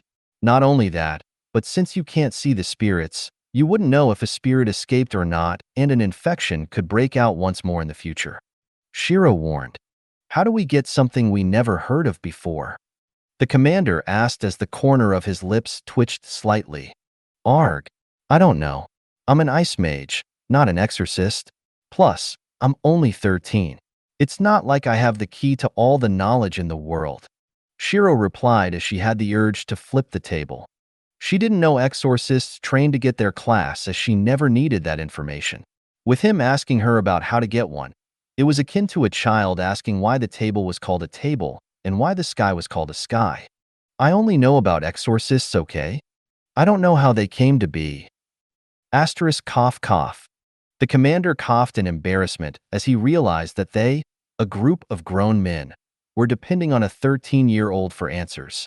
Not only that, but they were listening to her as if she was the leader. Ahem. So basically, We should have the saints going from town to town to try to purify the infected and stabilize the situation.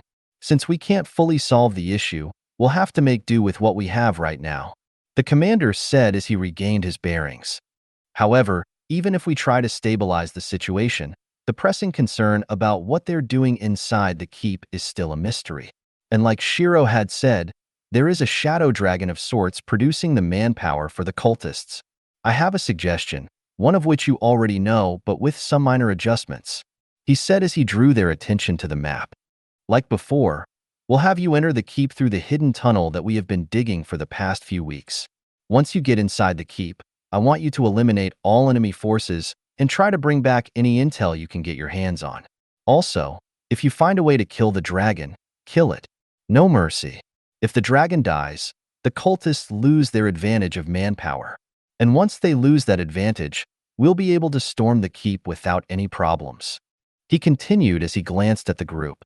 "You can go to the armory to see if there is anything else that you want to take with you. We'll start the operation in 2 hours, so get yourself ready before that." Meeting adjourned. With the meeting over, the group walked to the armory. Naturally, Shiro didn't care much as she didn't need any of the weapons they provided. However, Alex, Nathan, Felicia, and Emily all got rather significant upgrades in terms of weapons. Not only that, but Shiro could tell that they couldn't wait to test the weapons out. "Don't be so hasty. You'll have plenty of time to test out the weapons once we get into the keep." Shiro smiled as she sat on some boxes. "Are you not going to get a weapon? All of the weapons here is worth a fortune outside," Alex asked.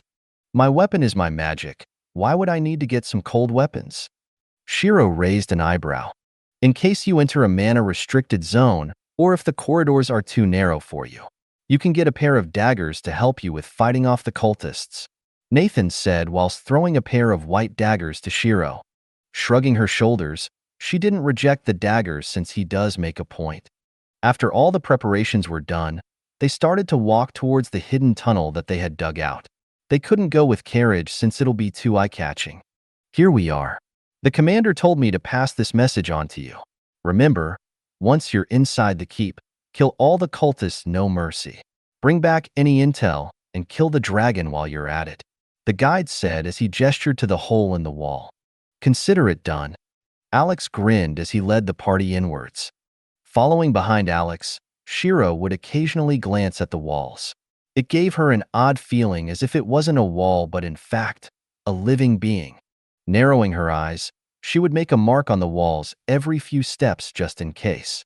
But contrary to her worries, nothing had happened and they successfully reached the keep prison. "All right, from the map they gave us, we'll be going up the prison and into the side hall. After that, we'll clear out the main hall. Emily and Felicia, we'll need you to get some high ground and keep an eye out for anyone coming as reinforcements. While you do that, feel free to snipe a few cultists on the battlements," Alex ordered with a rare sense of seriousness. "Let's give them hell." He grinned and charged up the stairs. Following after him, Shiro flicking her wrist as several ice spears materialized and floated around them. Asterisk bang bang bang. Not too long after, the sounds of combat rang out as the twins started to parkour up the walls and onto the ceiling for some high ground. Shiro, Alex, and Nathan cut down the cultists easily. A single swipe of her dagger was enough to kill the cultists, while using her magic was just overkill for them. The body count increased quickly as they made their way to the main hall. However, the main hall was oddly quiet since there were no enemies at all. But Shiro knew otherwise. Looking up, she could see the faint outline of a giant arachnid-type monster. 10 disgustingly long shadow limbs stretched out from its body, along with several tentacle shadows that sprouted from its back. The tentacles would occasionally merge into a larger tentacle, which only served to disgust her even further. "What's wrong?" Alex asked as he saw Shiro looking up. "Shadow monster above us. 10 legs, bunch of tentacles on its back," Shiro summarized quickly before slamming her hand into the ground.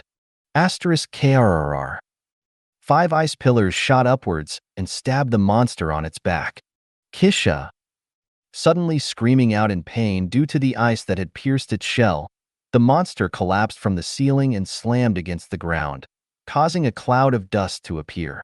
The party had to quickly cover their ears from the piercing scream they just heard. "Focus on keeping your guard up and stay on the run while I kill this monster," Shiro shouted out as she had no time to entertain her teammates. To put matters crudely, they're useless right now. Style Phantom Arts, second Phantom plus third Phantom. Her body flickered and dodged the tentacles that had stabbed towards her.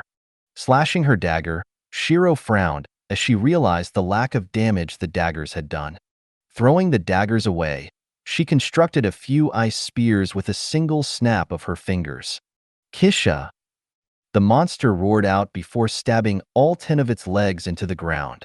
Shiro could feel the ground shake as if something was approaching and flipped backwards and away from danger. Bang. From her view, she could see 10 spikes suddenly pierce through her previous spot. Grinning slightly, Shiro created an ice platform and launched her body towards the legs/spikes. Style Phantom Arts, third Phantom, counterweight Phantom. Pushi. Ripping the legs off the monster with ease, she flicked her wrist and sent them flying back at the monster.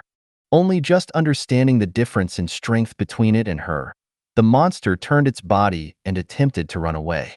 However, Shiro wasn't about to let it run. Bang. Clutching her fist, a cage of ice appeared around the monster and slammed it into the ground. #KRR Kisha, KSHH. Thrashing around the cage, the monster struggled for its life. "Ho ho, you aren't getting out of this Missy's cage anytime soon," Shiro laughed as she landed in front of the cage. The party, who had stabilized themselves, walked over to Shiro. "So the monster is in the cage?"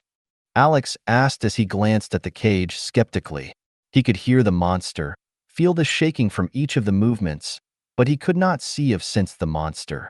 "Yeah, I'm going to end it right now," Shiro replied as a spear appeared in her hands.